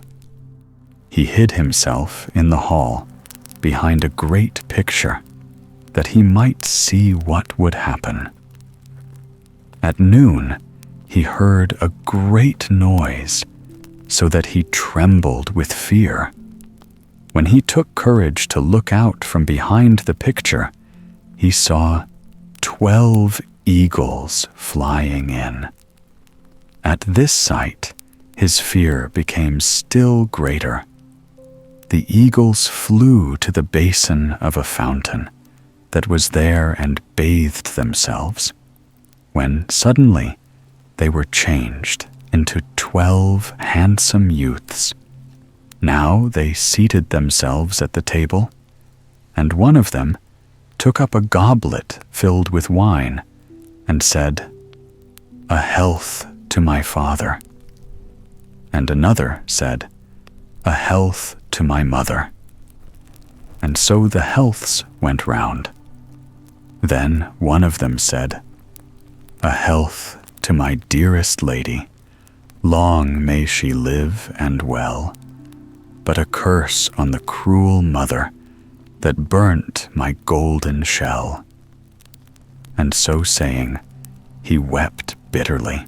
Then the youths rose from the table, went back to the great stone fountain, turned themselves into eagles again, and flew away. Then the old man went away too, returned to the light of day, and went home. Soon after he heard that the princess was ill, and that the only thing that did her good was having stories told to her. He therefore went to the royal castle, obtained an audience of the princess, and told her about the strange things he had seen in the underground palace. No sooner had he finished than the princess asked him whether he could find the way to that palace. "Yes," he answered, "certainly." And now she desired him to guide her thither at once. The old man did so, and when they came to the palace, he hid her behind the great picture and advised her to keep quite still. And he placed himself behind the picture also. Presently, the eagles came flying in and changed themselves into young men. And in a moment, the princess recognized her husband amongst them all and tried to come out of her hiding place, but the old man held her back. The youths seated themselves at the table, and now the prince said again, while he took up the cup of wine, "A health to my dearest lady. Long may she live and well. But a curse on the cruel mother that burnt my golden shell." Then the princess could restrain herself no longer, but ran forward and threw her arms round her husband. And immediately he knew her again and said, "Do you remember how I told you that day that you would betray me? Now you see that I spoke the truth, but all that bad time is past. Now listen to me. I must still remain enchanted for 3 months. Will you stay here with me till that time is over?" So the princess stayed with him and said to the old man, "Go back to the castle and tell my parents that I am staying here." Her parents were very much vexed when the old man came back and told them this. But as soon as the 3 months of the prince's enchantment were over, he ceased to be an eagle and became once more a man. And they returned home together. And then they lived happily. And we who hear the story are happier still. The Iron Stove. Once upon a time, when wishes came true, there was a king's son who was enchanted by an old witch, so that he was obliged to sit in a large iron stove in a wood. There he lived for many years, and no one could free him. At last, a king's daughter came into the wood, she had lost her way and could not find her father's kingdom again. She had been wandering round and round for 9 days, and she came at last to the iron case. A voice came from within and asked her, "Where do you come from? And where do you want to go?" She answered, "I have lost my way to my father's kingdom, and I shall never get home again." Then the voice from the iron stove said, "I will help you to find your home again, and that in a very short time, if you will promise to do what I ask you. I am a greater prince than you are a princess, and I will marry you." Then she grew frightened and thought, "What can a young lassie do with an iron stove?" But as she wanted very much to go home to her father, she promised to do what he wished. He said, "You must come again, and bring a knife with you to scrape a hole in the iron." Then he gave her someone for a guide, who walked near her and said nothing, but he brought her in 2 hours to her house. There was great joy in the castle when the princess came back, and the old king fell on her neck and kissed her. But she was very much troubled and said, "Dear father, listen to what has befallen me. I should never have come home again out of the great wild wood if I had not come to an iron stove, to whom I have had to promise that I will go back to free him and marry him." The old king was so frightened that he nearly fainted, for she was his only daughter. So they consulted together and determined that the miller's daughter, who was very beautiful, should take her place. They took her there, gave her a knife, and said she must scrape at the iron stove. She scraped for 24 hours, but did not make the least impression. When the day broke, a voice called from the iron stove, "It seems to me that it is day outside."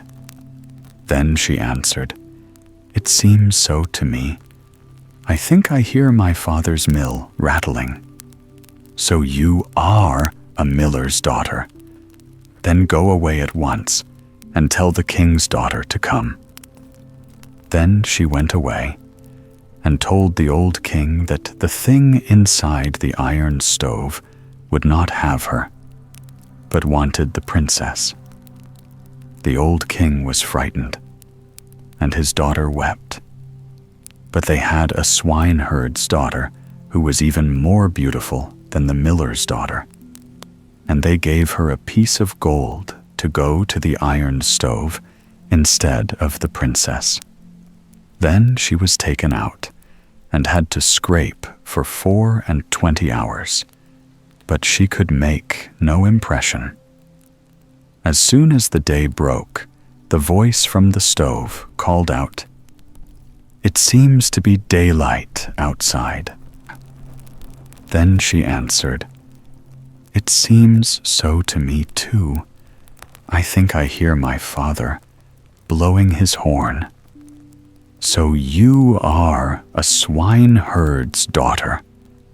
Go away at once and let the king's daughter come, and say to her that what I foretell shall come to pass.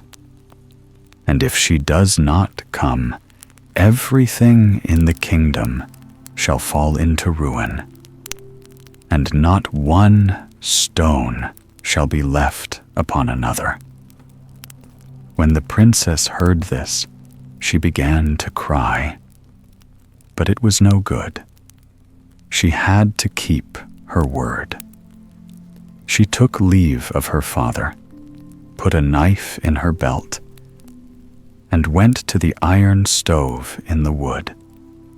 As soon as she reached it, she began to scrape, and the iron gave way, and before 2 hours had passed, she had made a little hole.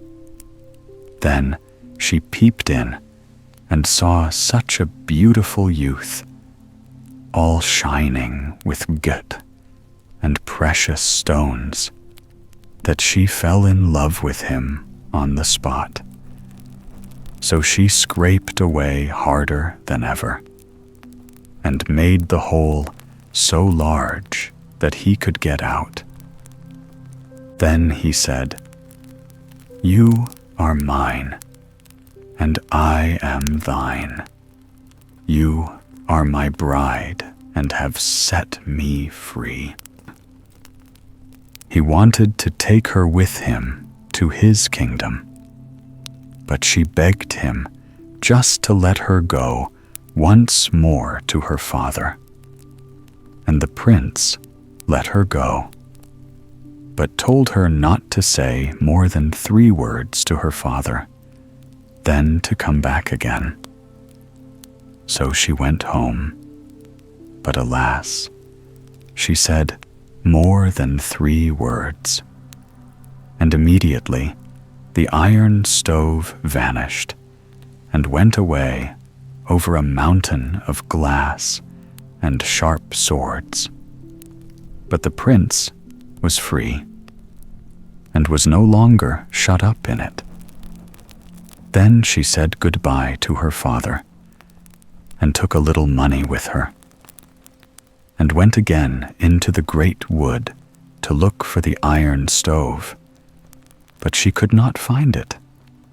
She sought it for 9 days, and then her hunger became so great that she did not know how she could live any longer.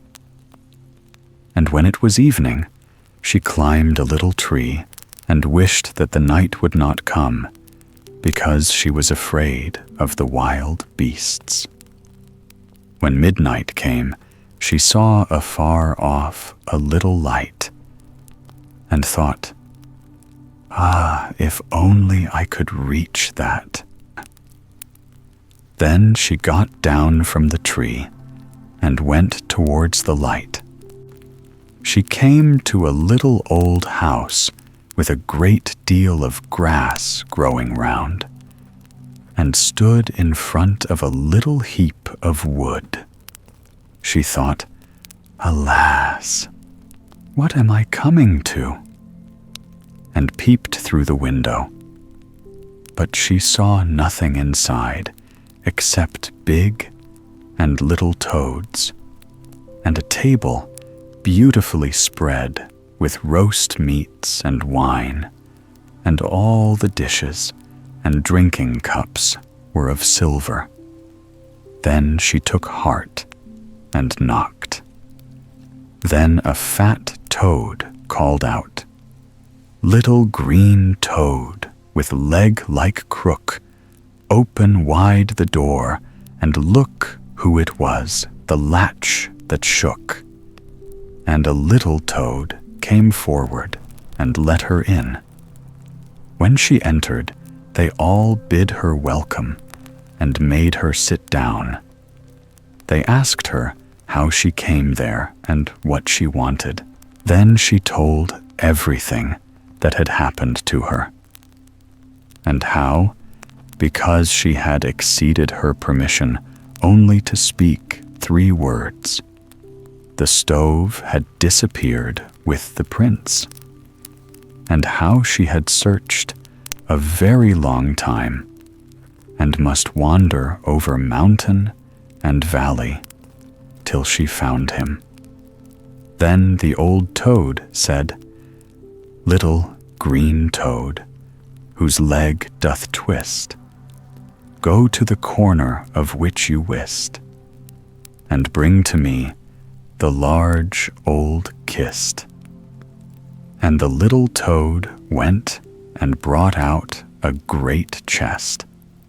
Then they gave her food and drink, and led her to a beautifully made bed of silk and samite, on which she lay down and slept soundly. When the day dawned, she arose, and the old toad gave her 3 things out of the huge chest to take with her. She would have need of them, for she had to cross a high glass mountain, 3 cutting swords, and a great lake. When she had passed these, she would find her lover again.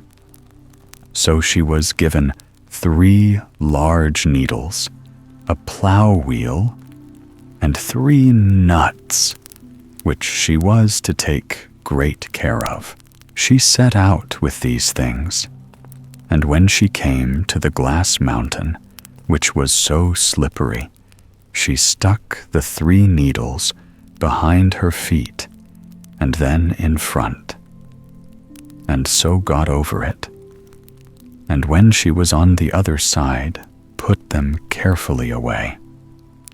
Then she reached the 3 cutting swords, and got on her plow wheel, and rolled over them.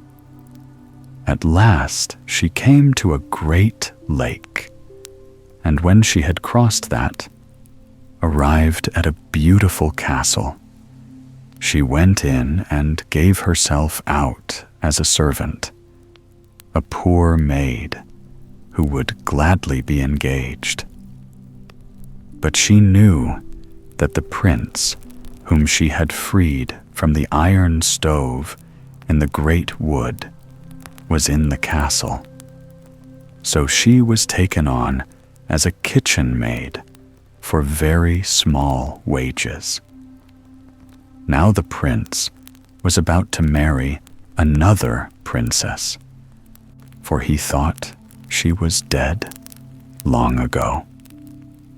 In the evening, when she had washed up and was ready, she felt in her pocket and found the 3 nuts which the old toad had given her. She cracked one and was going to eat the kernel, when, behold, there was a beautiful royal dress inside it.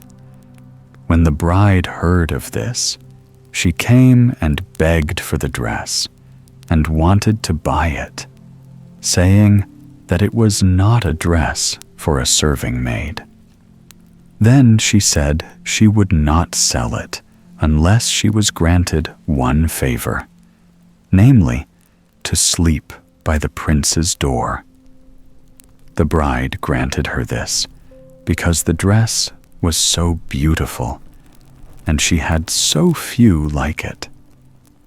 When it was evening, she said to her bridegroom, "That stupid maid wants to sleep by your door." "If you are contented, I am," he said. But she gave him a glass of wine in which she had poured a sleeping draught. Then they both went to his room. But he slept so soundly that she could not wake him. The maid wept all night long and said, "I freed you in the wild wood out of the iron stove. I have sought you and have crossed a glassy mountain, 3 sharp swords, and a great lake before I found you.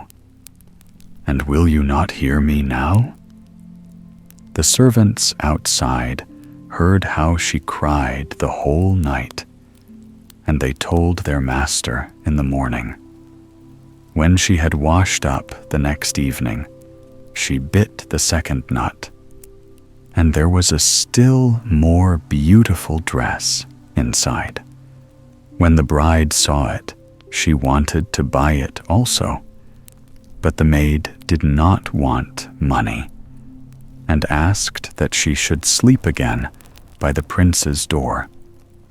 The bride, however, gave him a sleeping draught, and he slept so soundly that he heard nothing. But the kitchen maid wept the whole night long, and said, "I have freed you in a wood, and from an iron stove. I sought you, and have crossed a glassy mountain, 3 sharp swords, and a great lake to find you. And now you will not hear me." The servants outside heard how she cried the whole night, and in the morning they told their master. And when she had washed up on the 3rd night, she bit the 3rd nut, and there was a still more beautiful dress inside that was made of pure gold. When the bride saw it, she wanted to have it, but the maid would only give it her on condition that she should sleep for the 3rd time by the prince's door. But the prince took care not to drink the sleeping draught.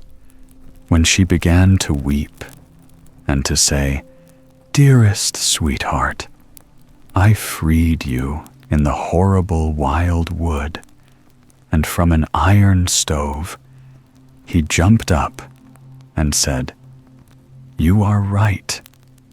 You are mine, and I am thine."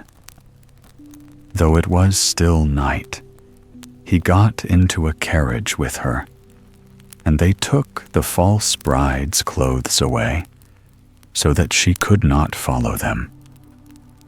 When they came to the great lake, they rowed across, and when they reached the 3 sharp swords, they sat on the plow wheel, and on the glassy mountain they stuck the 3 needles in. So they arrived at last at the little old house. But when they stepped inside, it turned into a large castle. The toads were all freed, and were beautiful king's children, running about for joy. There they were married, and they remained in the castle, which was much larger than that of the princess's father's. But because the old man did not like being left alone, they went and fetched him. So they had 2 kingdoms, and lived in great wealth. A mouse has run, my story's done. The Dragon and his Grand Mott. Was once a great war, and the king had a great many soldiers, but he gave them so little pay that they could not live upon it. Then 3 of them took counsel together and determined to desert. One of them said to the OTS, "If we are caught, we shall be hanged on the gallows. How shall we set about it?" The oat said, "Do you see that large cornfield, If we were to hide ourselves in that, no one could find us. The army cannot come into it, and tomorrow it is to march on." They crept into the corn, but the army did not march on, but remained encamped close around them. They sat for 2 days and 2 nights in the corn, and grew so hungry that they nearly died. But if they were to venture out, it was certain death. They said at last, "What use was it our deserting? We must perish miserably." Whilst they were speaking, a fiery dragon came flying through the air. It hovered near them and asked why they were hidden.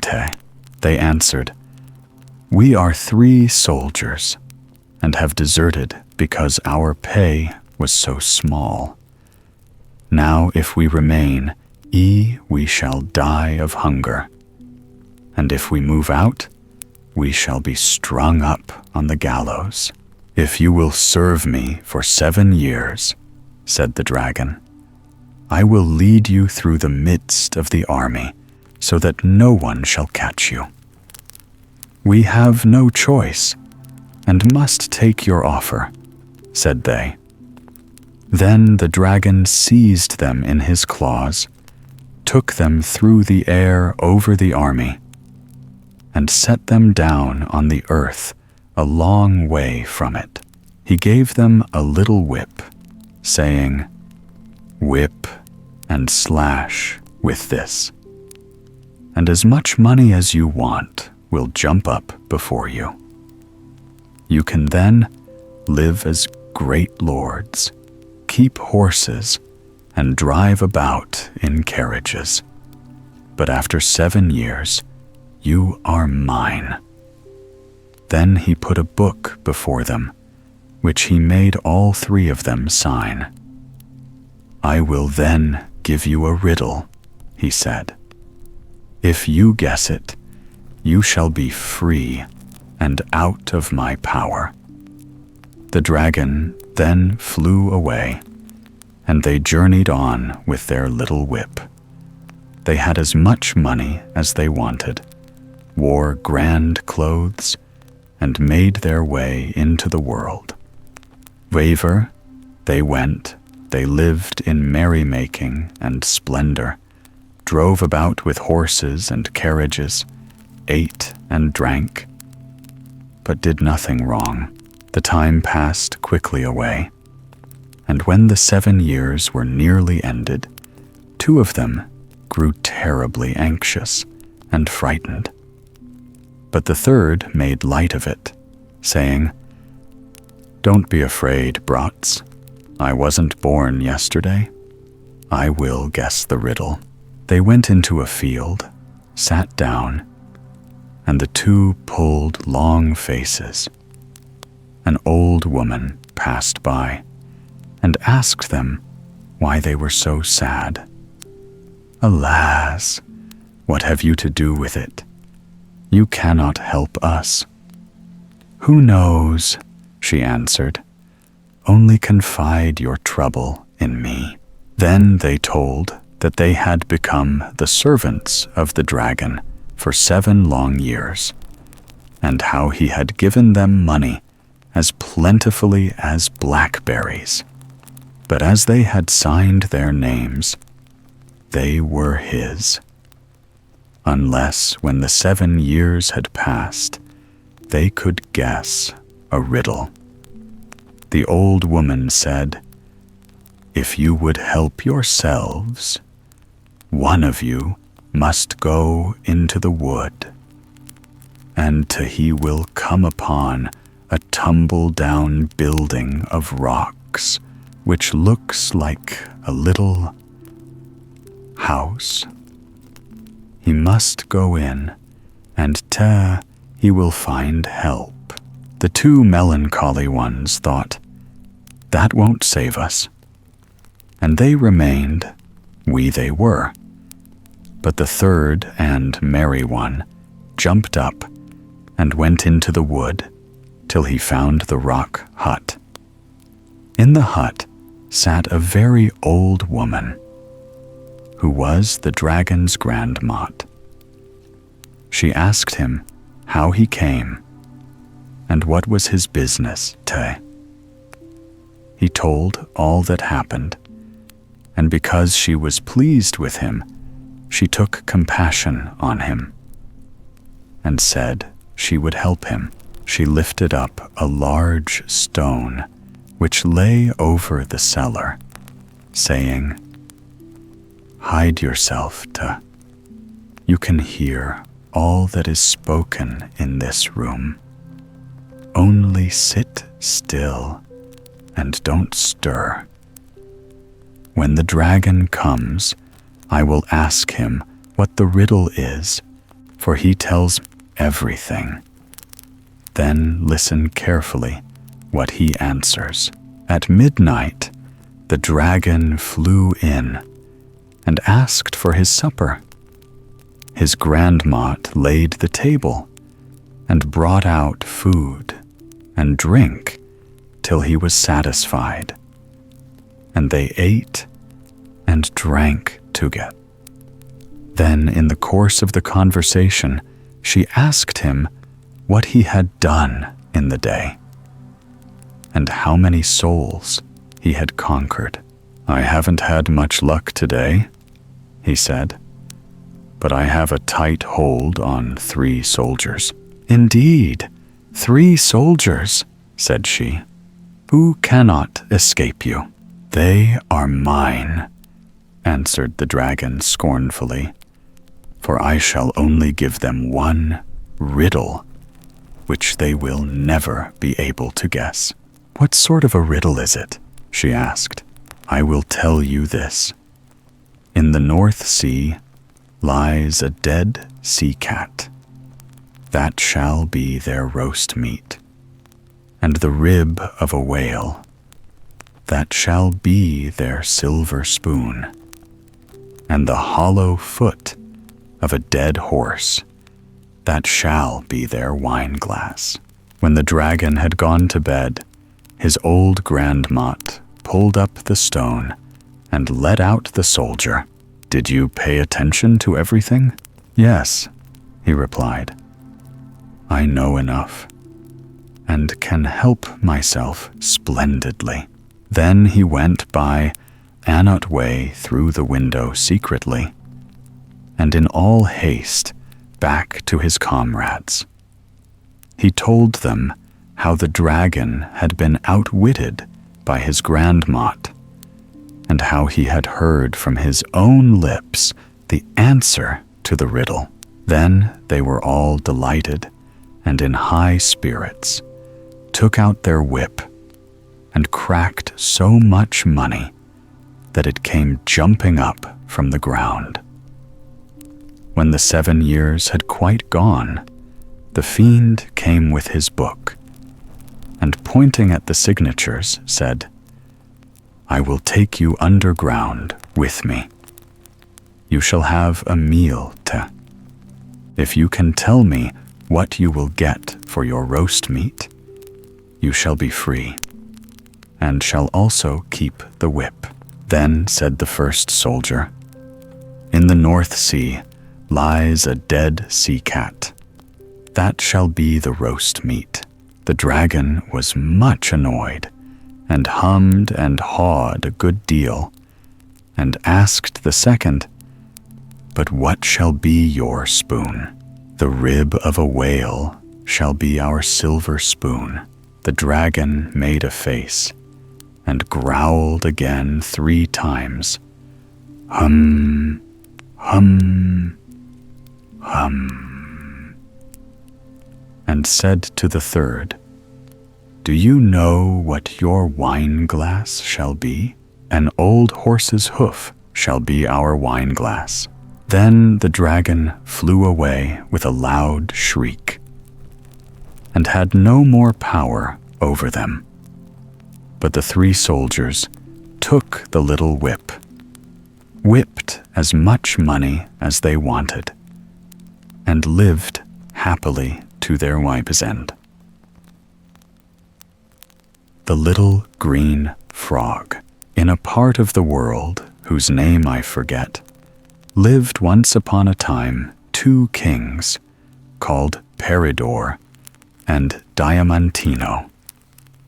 They were cousins as well as neighbors, and both were under the protection of the fairies. Though it is only fair to say that the fairies did not love them half so well as their wives did. Now, it often happens that as princes can generally manage to get their own way, it is harder for them to be good than it is for common people. So it was with Peridor and Diamantino. But of the 2, the fairies declared that Diamantino was much the worst. Indeed, he behaved so badly to his wife Aglantino that the fairies would not allow him to live any longer. And he died, leaving behind him a little daughter.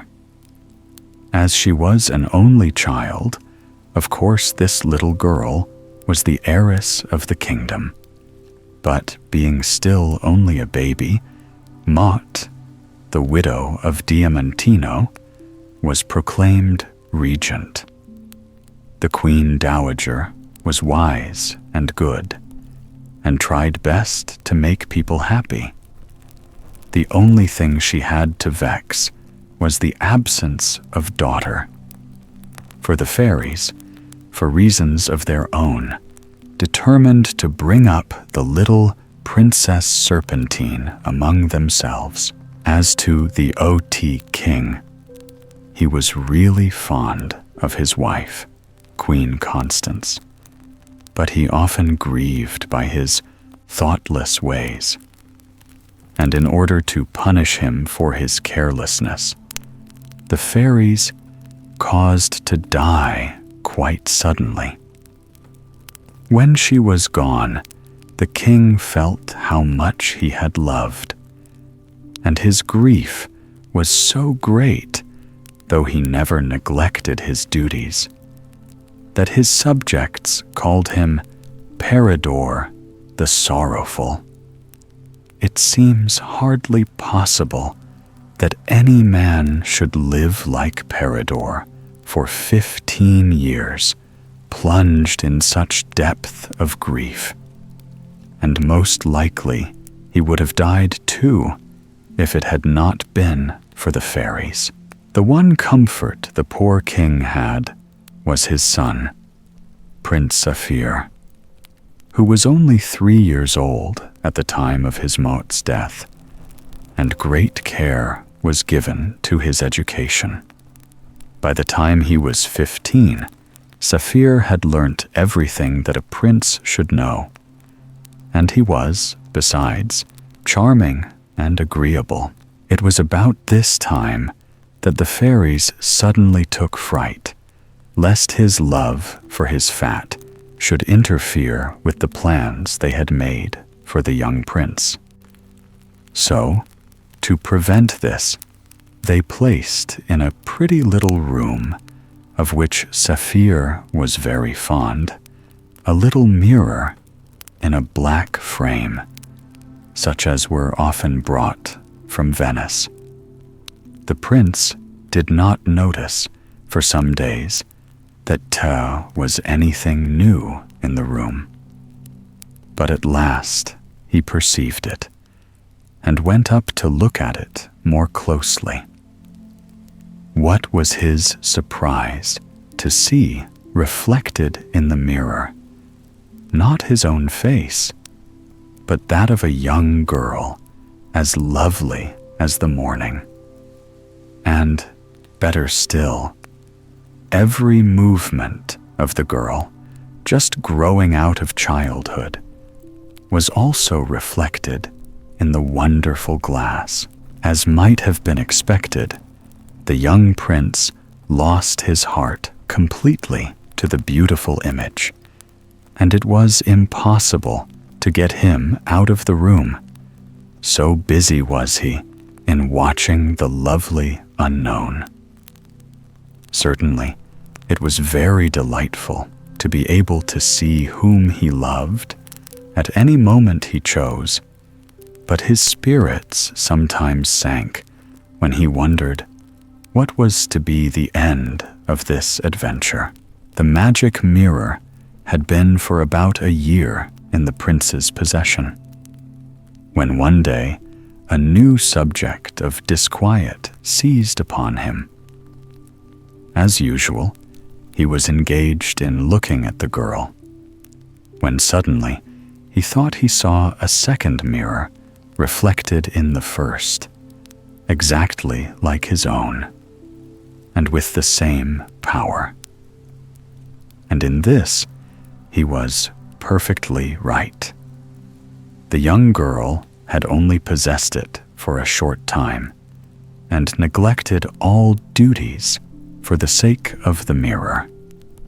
Now it was not difficult for Saphir to guess the reason of the change in, nor why the new mirror was consulted so often.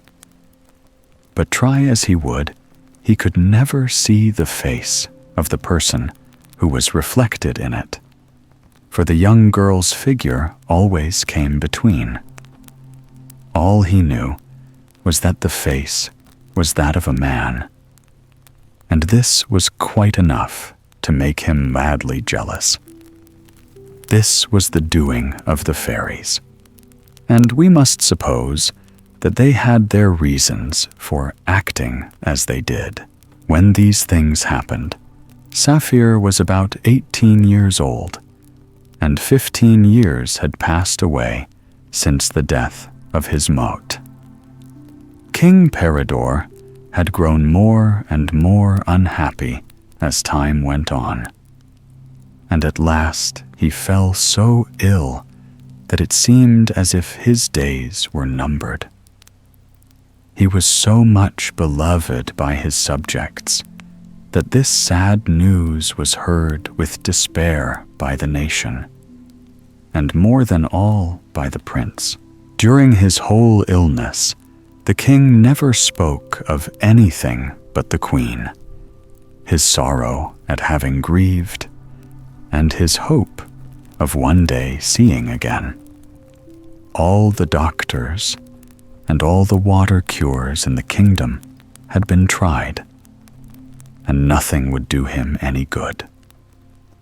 At last, he persuaded them to let him lie quietly in his room. No one came to trouble him. Perhaps the worst pain he had to bear was a sort of weight on his chest, which made it very hard for him to breathe. So he commanded his servants to leave the windows open in order that he might get more air. One day, when he had been left alone for a few minutes, a bird with brilliant plumage came and fluttered round the window, and finally rested on the sill. His feet were sky blue and gold, his feet and his beak of such glittering rubies that no one could bear to look at them. His eyes made the brightest diamonds look dull, and on his head he wore a crown. I cannot tell you what the crown was made of, but I am quite certain that it was still more splendid than all the rest. As to his voice, I can say nothing about that, for the bird never sang at all. In fact, he did nothing but gaze steadily at the king, and as he gazed, the king felt his strength come back to him. In a little while, the bird flew into the room, still with his eyes fixed on the king, and at every glance the strength of the sick man became greater, till he was once more as well as he used to be before the queen died. Filled with joy at his cure, he tried to seize the bird to whom he owed it all, but swifter than a swallow, it managed to avoid him.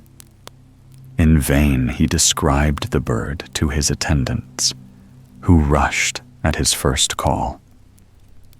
In vain they sought the wonderful creature both on horse and foot, and summoned the fowlers to their aid. The bird could no be found. The love the people bore King Peridor was so strong, and the reward he promised was so large, that in the twinkling of an eye every man, woman, and child had fled into the fields, and the towns were quite empty. All this bustle, however, ended in nothing but confusion. And what was worse, the king soon fell back into the same condition as he was in before. Prince Saphir, who loved his fat very dearly, was so unhappy at this that he persuaded himself that he might succeed. The arts had failed, and at once prepared himself for a more distant search. In spite of the opposition he met with, he rode away, followed by his household, trusting to chance to help him. He had formed no plan, and Te was no reason that he should choose one path more than a knot. His only idea was to make straight for those spots which were the favorite haunts of birds. But in vain he examined all the hedges and all the thickets. In vain he questioned everyone he met along the road. The more he sought, the less he found. At last, he came to one of the largest forests in all the world, composed entirely of cedars. But in spite of the deep shadows cast by the wide-spreading branches of the trees, the grass underneath was soft and green, and covered with the rarest flowers. It seemed to Saphir that this was exactly the place the birds would choose to live, and he determined not to quit the wood until he had examined it from end to end. And he did more. He ordered some nets to be prepared and painted of the same colors as the bird's plumage, thinking that we are all easily caught by what is like ourselves. In this, he had to help him not only the fowlers by profession, but also his attendants, who excelled in this art. For a man is not a courtier unless he can do everything. After searching, as usual, for nearly a whole day, Prince Saphir began to feel overcome with thirst. He was too tired to go any fart, when happily he discovered a little way off a bubbling fountain of the clearest water. Being an experienced traveler, he drew from his pocket a little cup, without which no one should ever take a journey, and was just about to dip it in the water when a lovely little green frog, much prettier than frogs generally are, jumped into the cup. Far from admiring its beauty, Saphir shook it impatiently off, but it was no good, for quick as lightning, the frog jumped back again. Saphir, who was raging with thirst, was just about to shake it off anew, when the little creature fixed upon him the most beautiful eyes in the world, and said, "I am a friend of the bird you are seeking, and when you have quenched your thirst, listen to me." So the prince drank his fill, and then, by the command of the little green frog, he lay down on the grass to rest himself. "Now," she began, "be sure you do exactly in every respect what I tell you. First, you must call to get your attendants, and order them to remain in a little hamlet close by until you want them. Then go, quite alone, down a road that you will find on your right hand looking southwards. This road is planted all the way with cedars of Lebanon, and after going down it a long way, you will come at last to a magnificent castle. And now, she went on, attend carefully to what I am going to say. Take this tiny grain of sand and put it into the ground as close as you can to the gate of the castle. It has the virtue both of opening the gate and also of sending to sleep all the inhabitants. Then go at once to the stable and pay no heed to anything except what I tell you. Choose the handsomest of all the horses, leap quickly on its back, and come to me as fast as you can. Farewell, Prince. I wish you good luck." And with these words, the little frog plunged into the water and disappeared. The prince, who felt more hopeful than he had done since he left home, did precisely as he had been ordered. He left his attendants in the hamlet, found the road the frog had described to him, and followed it all alone. And at last he arrived at the gate of the castle, which was even more splendid than he had expected, for it was built of crystal, and all its ornaments were of massive gold. However, he had no thoughts to spare for its beauty, and quickly buried his grain of sand in the earth. In one instant, the gates flew open, and all the dwellers inside fell sound asleep. Saphir flew straight to the stable, and already had his hand on the finest horse it contained, when his eye was caught by a suit of magnificent harness hanging up close by. It occurred to him directly that the harness belonged to the horse, and without ever thinking of harm, for indeed he who steals a horse can hardly be blamed for taking his saddle, he hastily placed it on the animal's back. Suddenly, the people in the castle became broad awake and rushed to the stable. They flung themselves on the prince, seized him, and dragged him before their lord.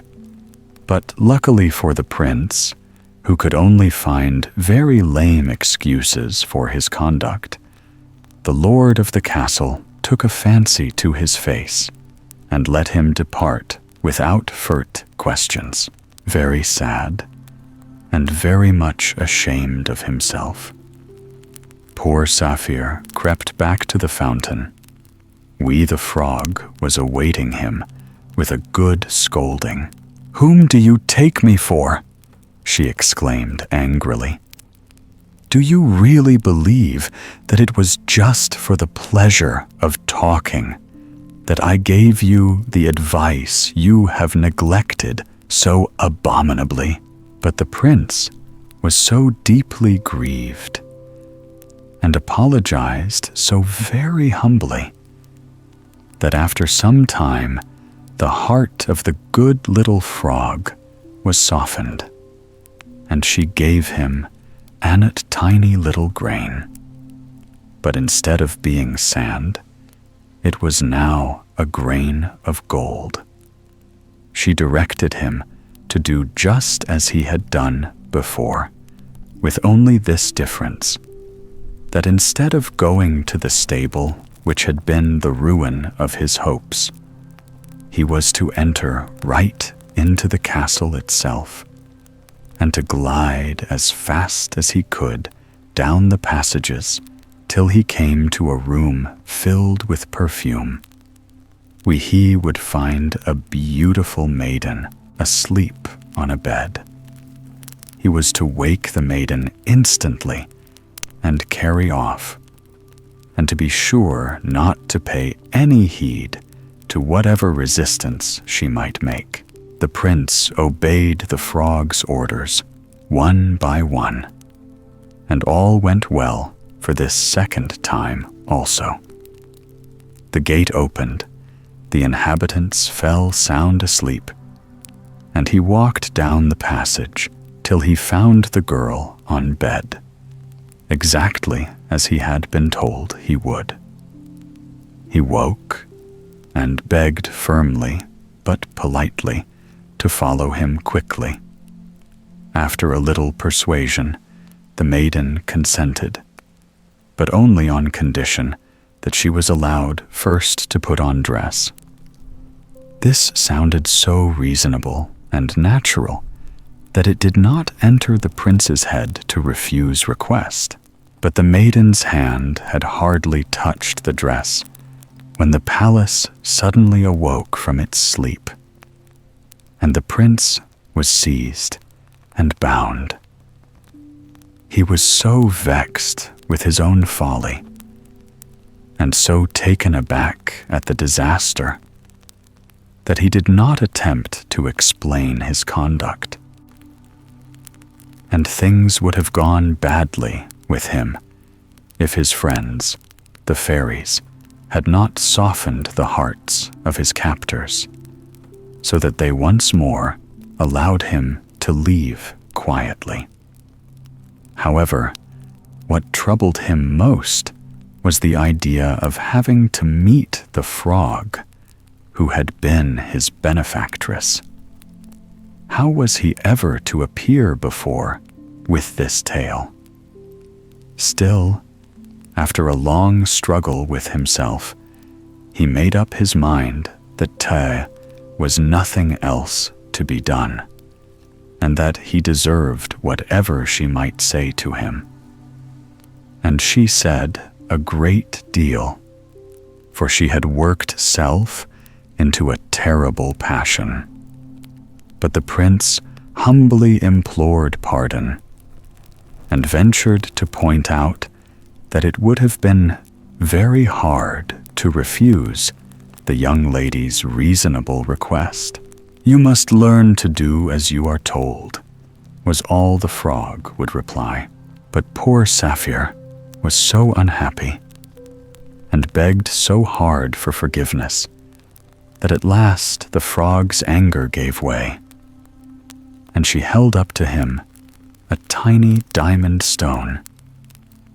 "Go back," she said, "to the castle, and bury this little diamond close to the door. But be careful not to return to the stable or to the bedroom. They have proved too fatal to you. Walk straight to the garden and enter through a portico into a small green wood, in the midst of which is a tree with a trunk of gold and leaves of emeralds. Perched on this tree, you will see the beautiful bird you have been seeking so long.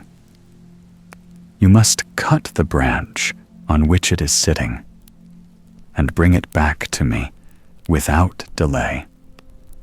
But I warn you solemnly that if you disobey my directions, as you have done twice before, you have nothing more to expect either of me or anyone else."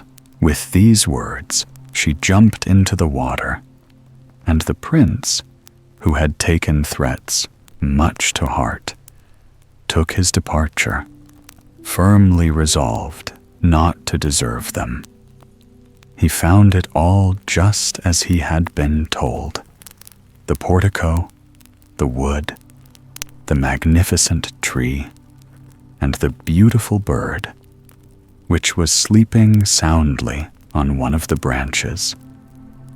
He speedily lopped off the branch, and though he noticed a splendid golden cage hanging close by, which would have been very useful for the bird to travel in, he left it alone and came back to the fountain, holding his breath and walking on tiptoe all the way, for fear lest he should awake his prize.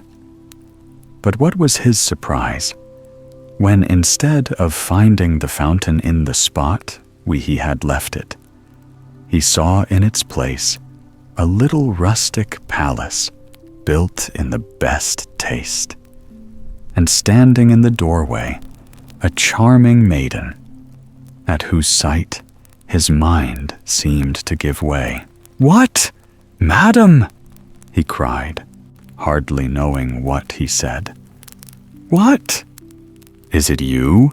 The maiden blushed and answered, "Ah, my lord, it is long since I first beheld your face, but I did not think you had ever seen mine." "Oh, madam," replied he, "you can never guess the days and the hours I have passed lost in admiration of you." And after these words, they each related all the strange things that had happened, and the more they talked, the more they felt convinced of the truth of the images they had seen in their mirrors. After some time spent in the most tender conversation, the prince could not restrain himself from asking the lovely unknown by what lucky chance she was wandering in the forest. The fountain had gone, and if she knew anything of the frog, to whom he owed all his happiness, and to whom he must give up the bird, which, somehow or other, was still sound asleep. "Ah, my lord," she replied, with rat an awkward air. "As to the frog, she stands before you. Let me tell you my story. It is not a long one. I know neat my country nor my parents, and the only thing I can say for certain is that I am called Serpentine. The fairies, who have taken care of me ever since I was born, wished me to be in ignorance as to my family, but they have looked after my education and have bestowed on me endless kindness. I have always lived in seclusion, and for the last 2 years I have wished for nothing better. I had a mirror." The shyness and embarrassment choked words, but regaining self-control, she added, "You know that fairies insist on being obeyed without questioning. It was they who changed the little house you saw before you into the fountain for which you are now asking, and, having turned me into a frog, they ordered me to say to the first person who came to the fountain exactly what I repeated to you. But my lord, when you stood before me, it was agony to my heart, filled as it was with thoughts of you. To appear to your eyes under so monstrous a form. However, there was no help for it, and, painful as it was, I had to submit.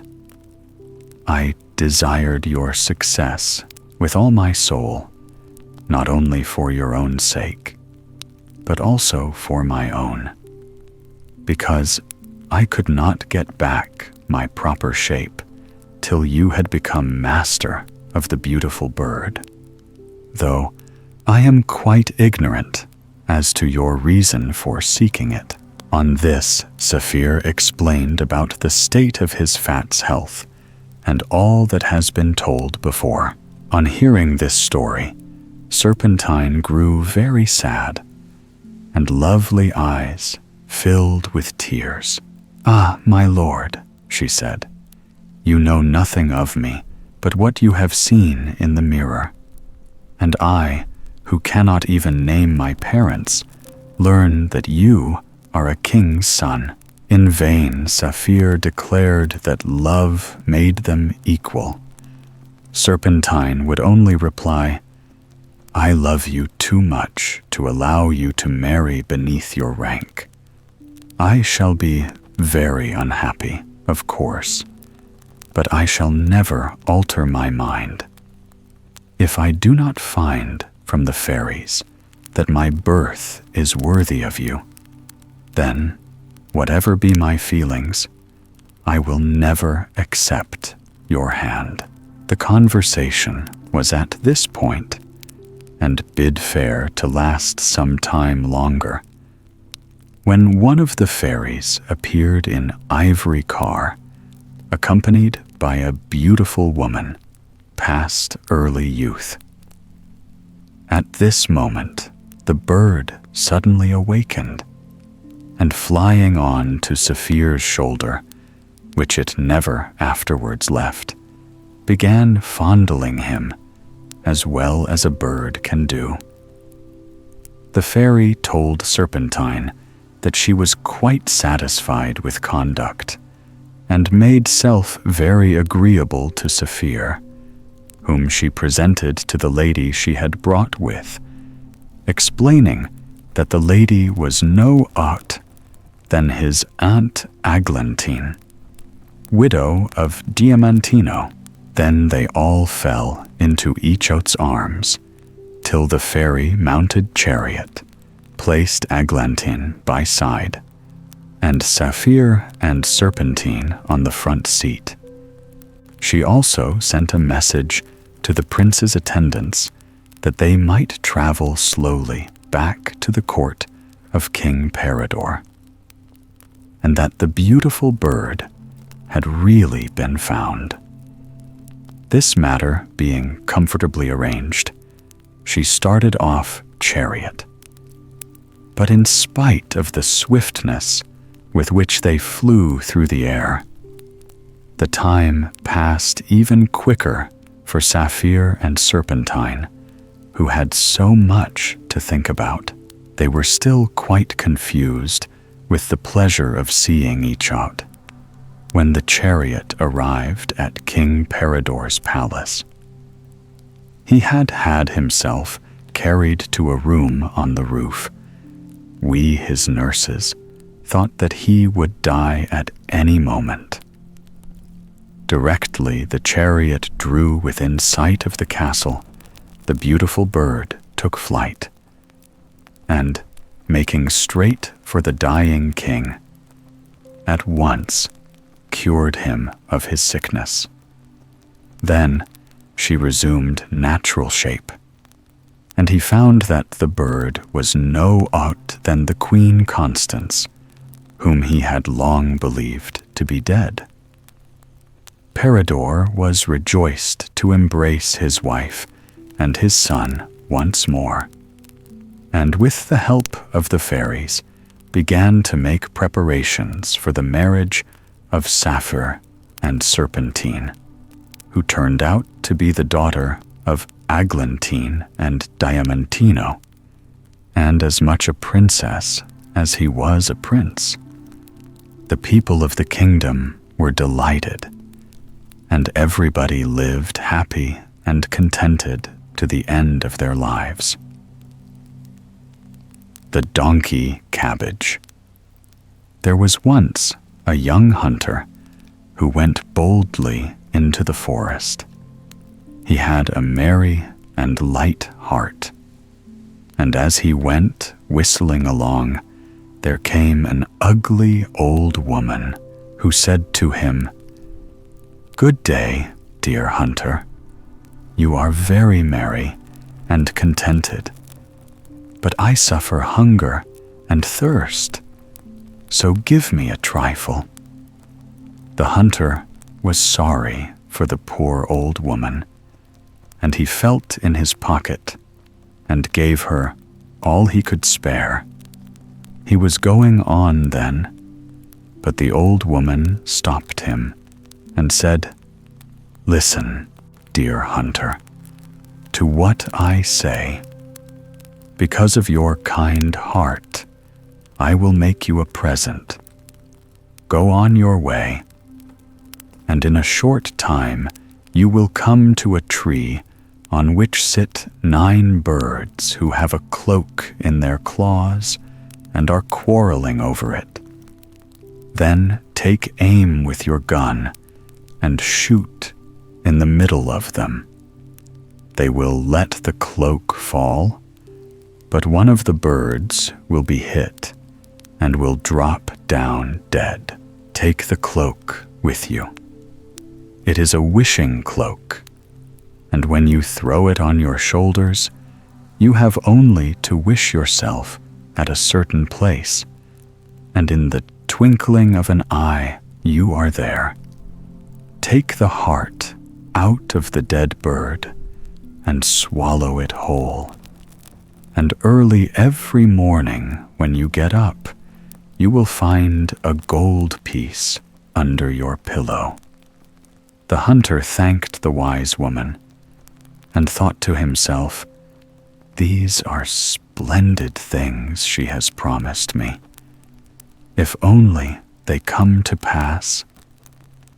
So he walked on about 100 yards, and then he heard above him in the branches such a screaming and chirping that he looked up, and there he saw a heap of birds tearing a cloth with their beaks and feet, shrieking, tugging, and fighting, as if each wanted it for himself.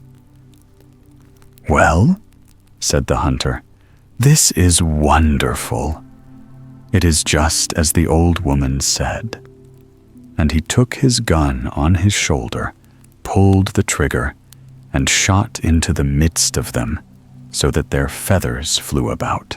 Then the flock took flight with much screaming, but one fell dead, and the cloak fluttered down.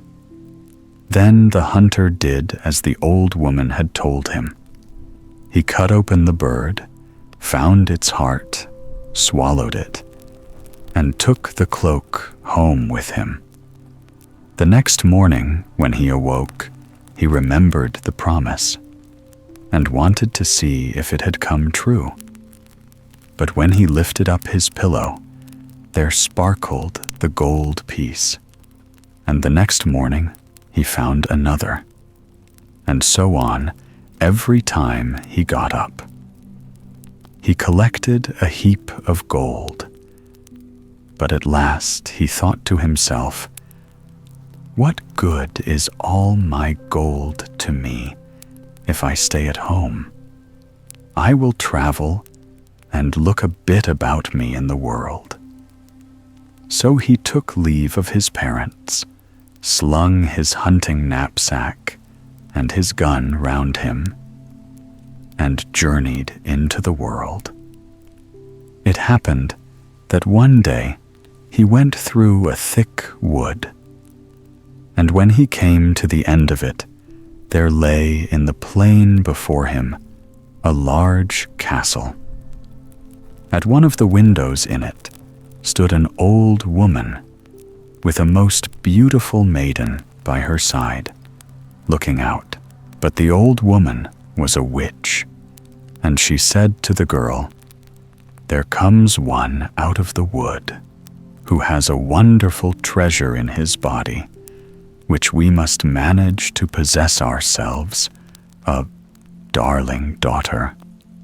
We have more right to it than he. He has a bird's heart in him, and so every morning there lies a gold piece under his pillow." She told her how they could get hold of it, and how she was to coax it from him, and at last threatened her angrily, saying, "And if you do not obey me, you shall repent it."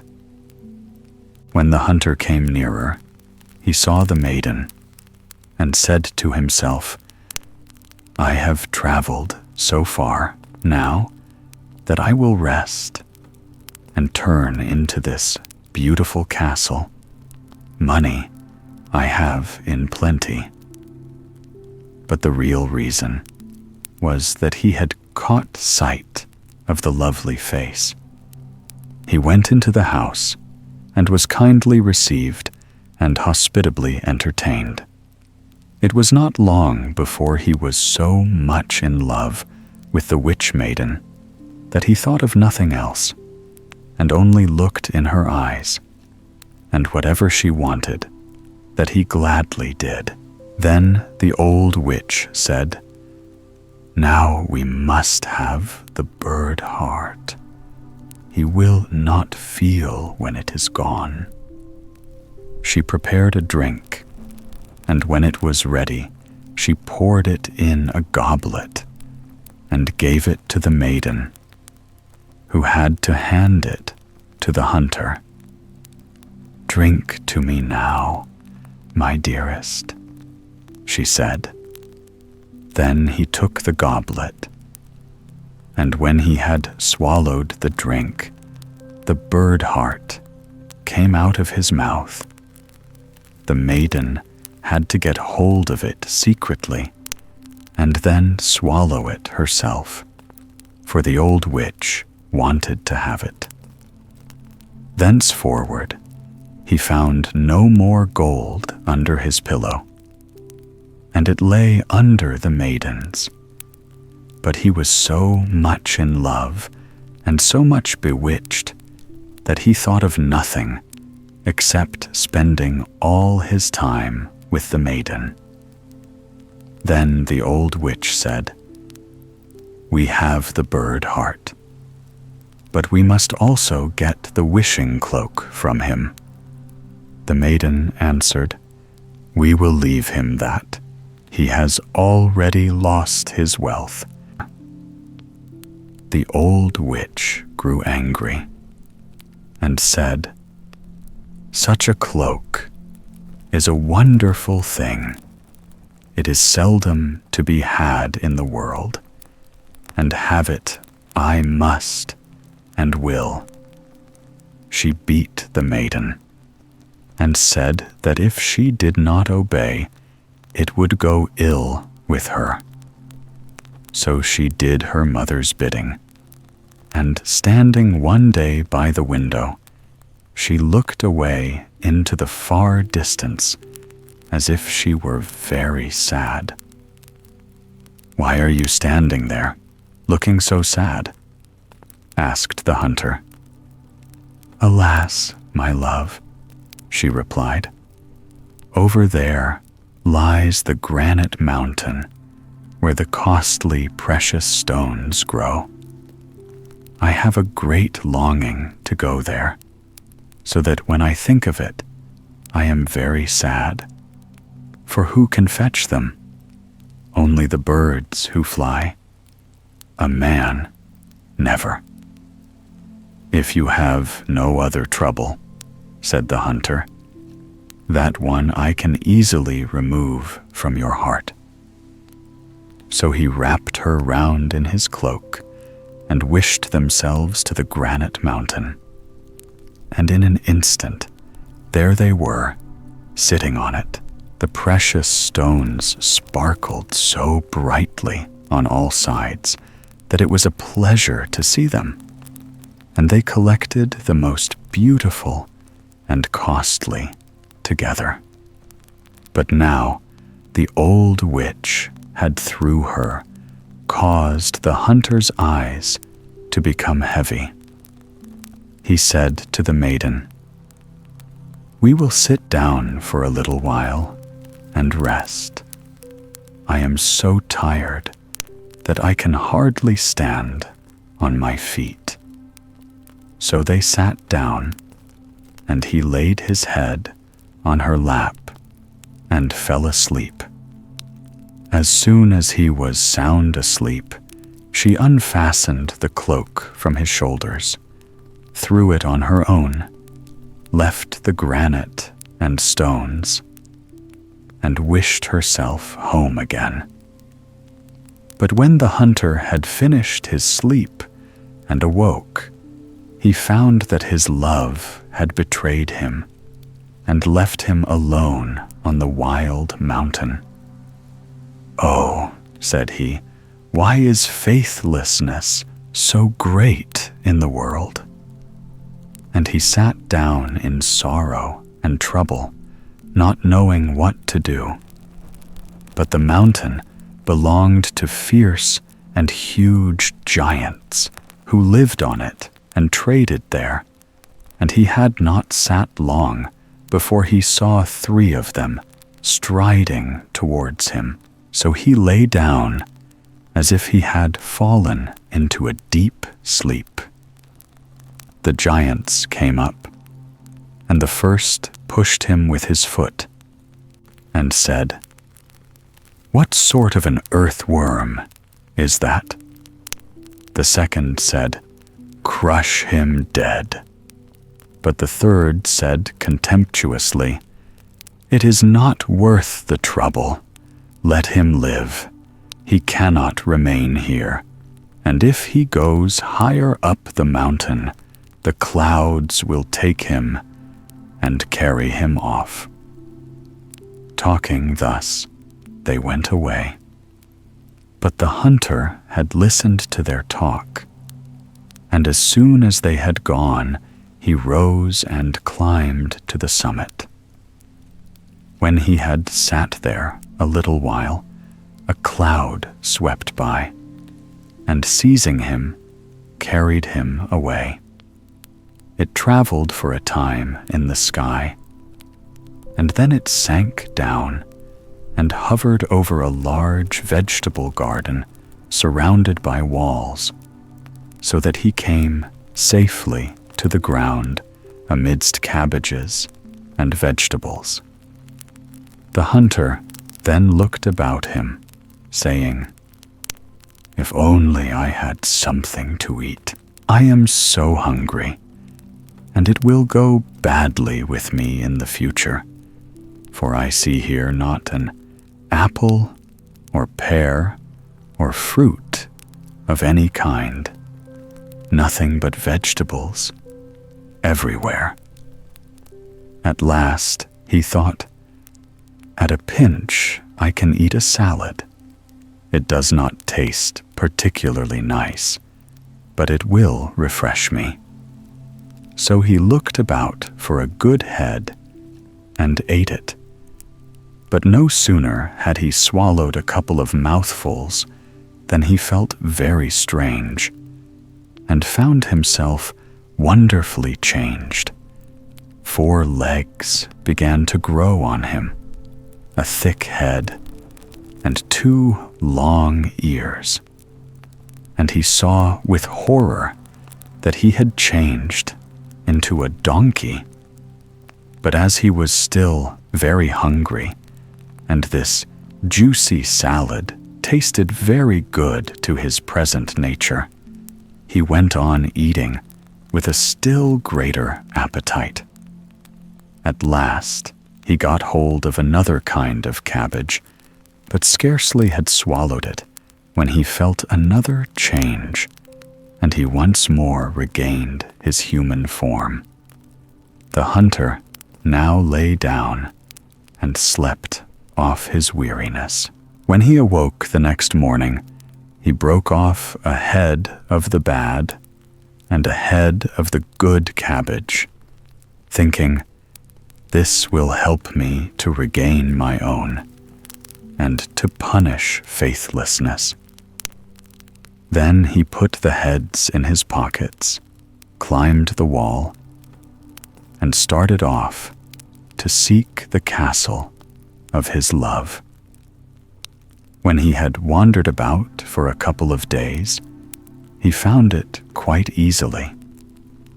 He then browned his face quickly so that his own mother would not have known him, and went into the castle, where he begged for a lodging. "I am so tired," he said. "I can go no farther." The witch asked, "Countryman, who are you? And what is your business?" He answered, "I am a messenger of the king, and have been sent to seek the finest salad that grows under the sun. I have been so lucky as to find it, and am bringing it with me. But the heat of the sun is so great that the tender cabbage threatens to grow soft, and I do not know if I shall be able to bring it any farther."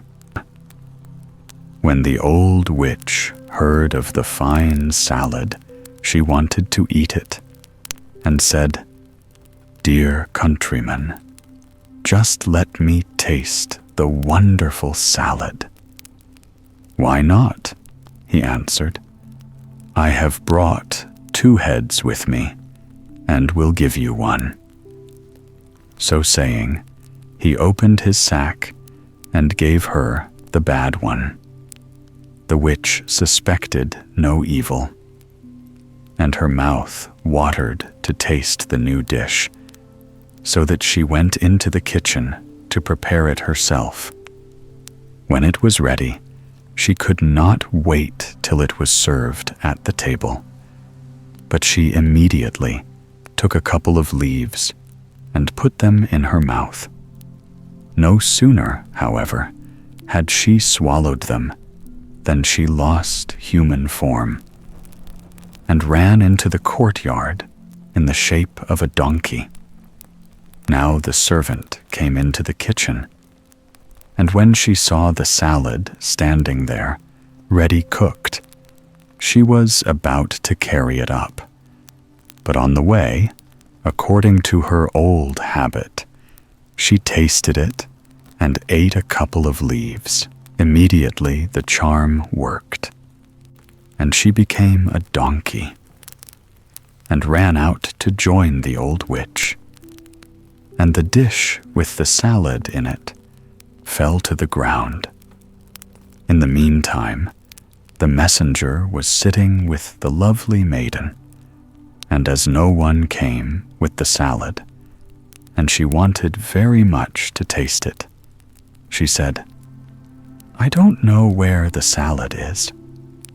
Then thought the hunter, "The cabbage must have already begun to work." And he said, "I will go to the kitchen and fetch it myself." When he came there, he saw the 2 donkeys running about in the courtyard, but the salad was lying on the ground. "That's all right," said he. "2 have had their share." And lifting the remaining leaves up, he laid them on the dish and brought them to the maiden. "I am bringing you the delicious food my own self," he said, "so that you need not wait any longer." Then she ate, and as the others had done, she at once lost her human form and ran as a donkey into the yard. When the hunter had washed his face so that the changed ones might know him, he went into the yard, saying, "Now you shall receive a reward for your faithlessness." He tied them all 3 with a rope and drove them away till he came to a mill. He knocked at the window, and the miller put his head out and asked what he wanted. "I have 3 tiresome animals," he answered, "which I don't want to keep any longer. If you will take them, give them food and stabling, and do as I tell you with them. I will pay you as much as you want." The miller replied, "Why not? What shall I do with them?"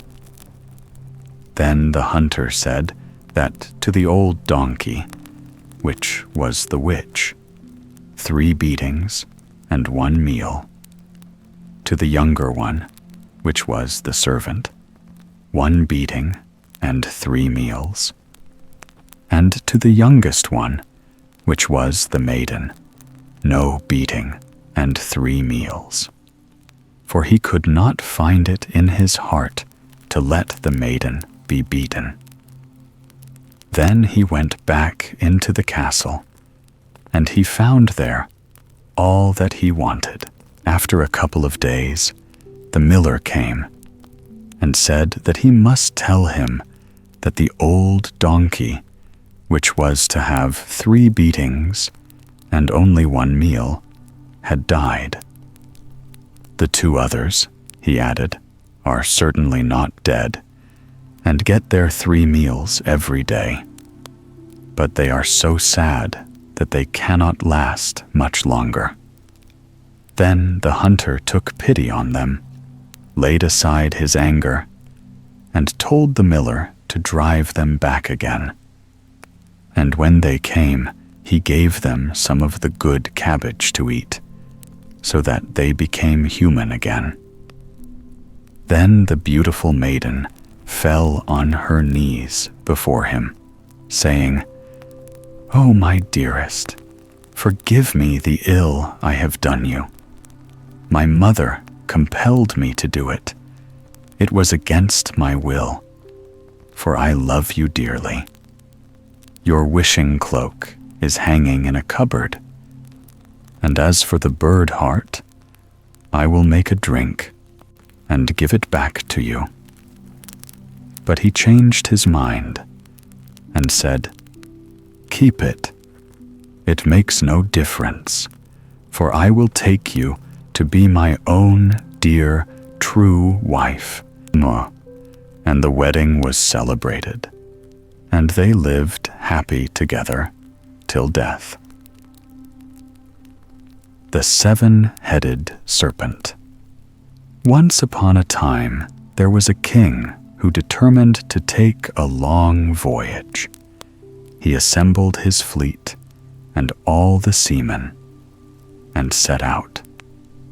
They went straight on night and day until they came to an island which was covered with large trees, and under every tree lay a lion. As soon as the king had landed his men, the lions all rose up together and tried to devour them. After a long battle, they managed to overcome the wild beasts, but the greater number of the men were killed. Those who remained alive now went on through the forest and found on the other side of it a beautiful garden, in which all the plants of the world flourished together. There were also in the garden 3 springs. The first flowed with silver, the second with gold, and the third with pearls. The men unbuckled their knapsacks and filled them with those precious things. In the middle of the garden, they found a large lake, and when they reached the edge of it, the lake began to speak and said to them, "What men are you? And what brings you here? Are you come to visit our king?" But they were too much frightened to answer. Then the lake said, "You do well to be afraid, for it is at your peril that you are come hither. Our king, who has 7 heads, is now asleep, but in a few minutes he will wake up and come to me to take his bath. Woe to anyone who meets him in the garden, for it is impossible to escape from him. This is what you must do if you wish to save your lives. Take off your clothes and spread them on the path which leads from here to the castle. The king will then glide over something soft, which he likes very much, and he will be so pleased with that he will not devour you. He will give you some punishment, but then he will let you go. The men did as the lake advised them, and waited for a time. At noon, the earth began to quake, and opened in many places, and out of the openings appeared lions, tigers, and other wild beasts, which surrounded the castle, and thousands of beasts came out of the castle following their king, the Seven-Headed Serpent. The serpent glided over the clothes which were spread for him, came to the lake, and asked it who had strewed those soft things on the path. The lake answered that it had been done by people who had come to do him homage. The king commanded that the men should be brought before him. They came humbly on their knees, and in a few words told him their story. Then he spoke to them with a mighty and terrible voice, and said, "Because you have dared to come here, I lay upon you the punishment. Every year you must bring me from among your people 12 youths and 12 maidens, that I may devour them. If you do not do this, I will destroy your whole nation." Then he desired one of his beasts to show the men the way out of the garden, and dismissed them. They then left the island and went back to their own country, where they related what had happened to them.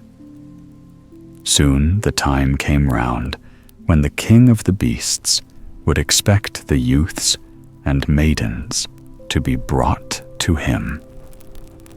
The king therefore issued a proclamation inviting 12 youths and 12 maidens to offer themselves up to save their country. And immediately many young people, far more than enough, hastened to do so. A new ship was built and set with black sails, and in it the youths and maidens who were appointed for the king of the beasts embarked and set out for his country. When they arrived there, they went at once to the lake, and this time the lions did not stir, nor did the springs flow, and neither did the lake speak. So they waited then, and it was not long before the earth quaked even more terribly than the first time. The Seven-Headed Serpent came without his train of beasts, saw his prey waiting for him, and devoured it at one mouthful. Then the ship's crew returned home. And the same thing happened yearly until many years had passed. Now the king of this unhappy country was growing old, and so was the queen, and they had no children. One day, the queen was sitting at the window, weeping bitterly because she was childless, and knew that the crown would therefore pass to strangers after the king's death. Suddenly, a little old woman appeared before her, holding an apple in her hand, and said, "Why do you weep, my queen? And what makes you so unhappy?" "Alas, good mother," answered the queen, "I am unhappy because I have no children." "Is that what vexes you?" said the old woman. "Listen to me. I am a nun from the spinning convent, and my mother, when she died, left me this apple. Whoever eats this apple shall have a child." The queen gave money to the old woman and bought the apple from her. Then she peeled it, ate it, and threw the rind out of the window. And it so happened that a mare that was running loose in the court below ate the rind. After a time, the queen had a little boy, and the mare also had a male foal. The boy and the foal grew up together and loved each other like brothers. In course of time, the king died, and so did the queen, and their son, who was now 19 years old, was left alone. One day, when he and his horse were talking together, the horse said to him, "Listen to me, for I love you and wish for your good and that of the country. If you go on every year sending 12 youths and 12 maidens to the king of the beasts, your country will very soon be ruined. Mount upon my back. I will take you to a woman who can direct you how to kill the Seven-Headed Serpent." Then the youth mounted his horse, who carried him far away to a mountain which was hollow, for in its side was a great underground cavern. In the cavern sat an old woman spinning. This was the cloister of the nuns, and the old woman was the abbess. They all spent their time in spinning, and that is why the convent has this name. All round the walls of the cavern there were beds cut out of the solid rock, upon which the nuns slept, and in the middle a light was burning. It was the duty of the nuns to watch the light in turns, that it might never go out, and if any one of them let it go out, the others put her to death. As soon as the king's son saw the old abbess spinning, he threw himself at her feet and entreated her to tell him how he could kill the Seven-Headed Serpent. She made the youth rise, embraced him, and said, "Know, my son, that it is I who sent the nun to your mother and caused you to be born, and with you the horse, with whose help you will be able to free the world from the monster. I will tell you what you have to do.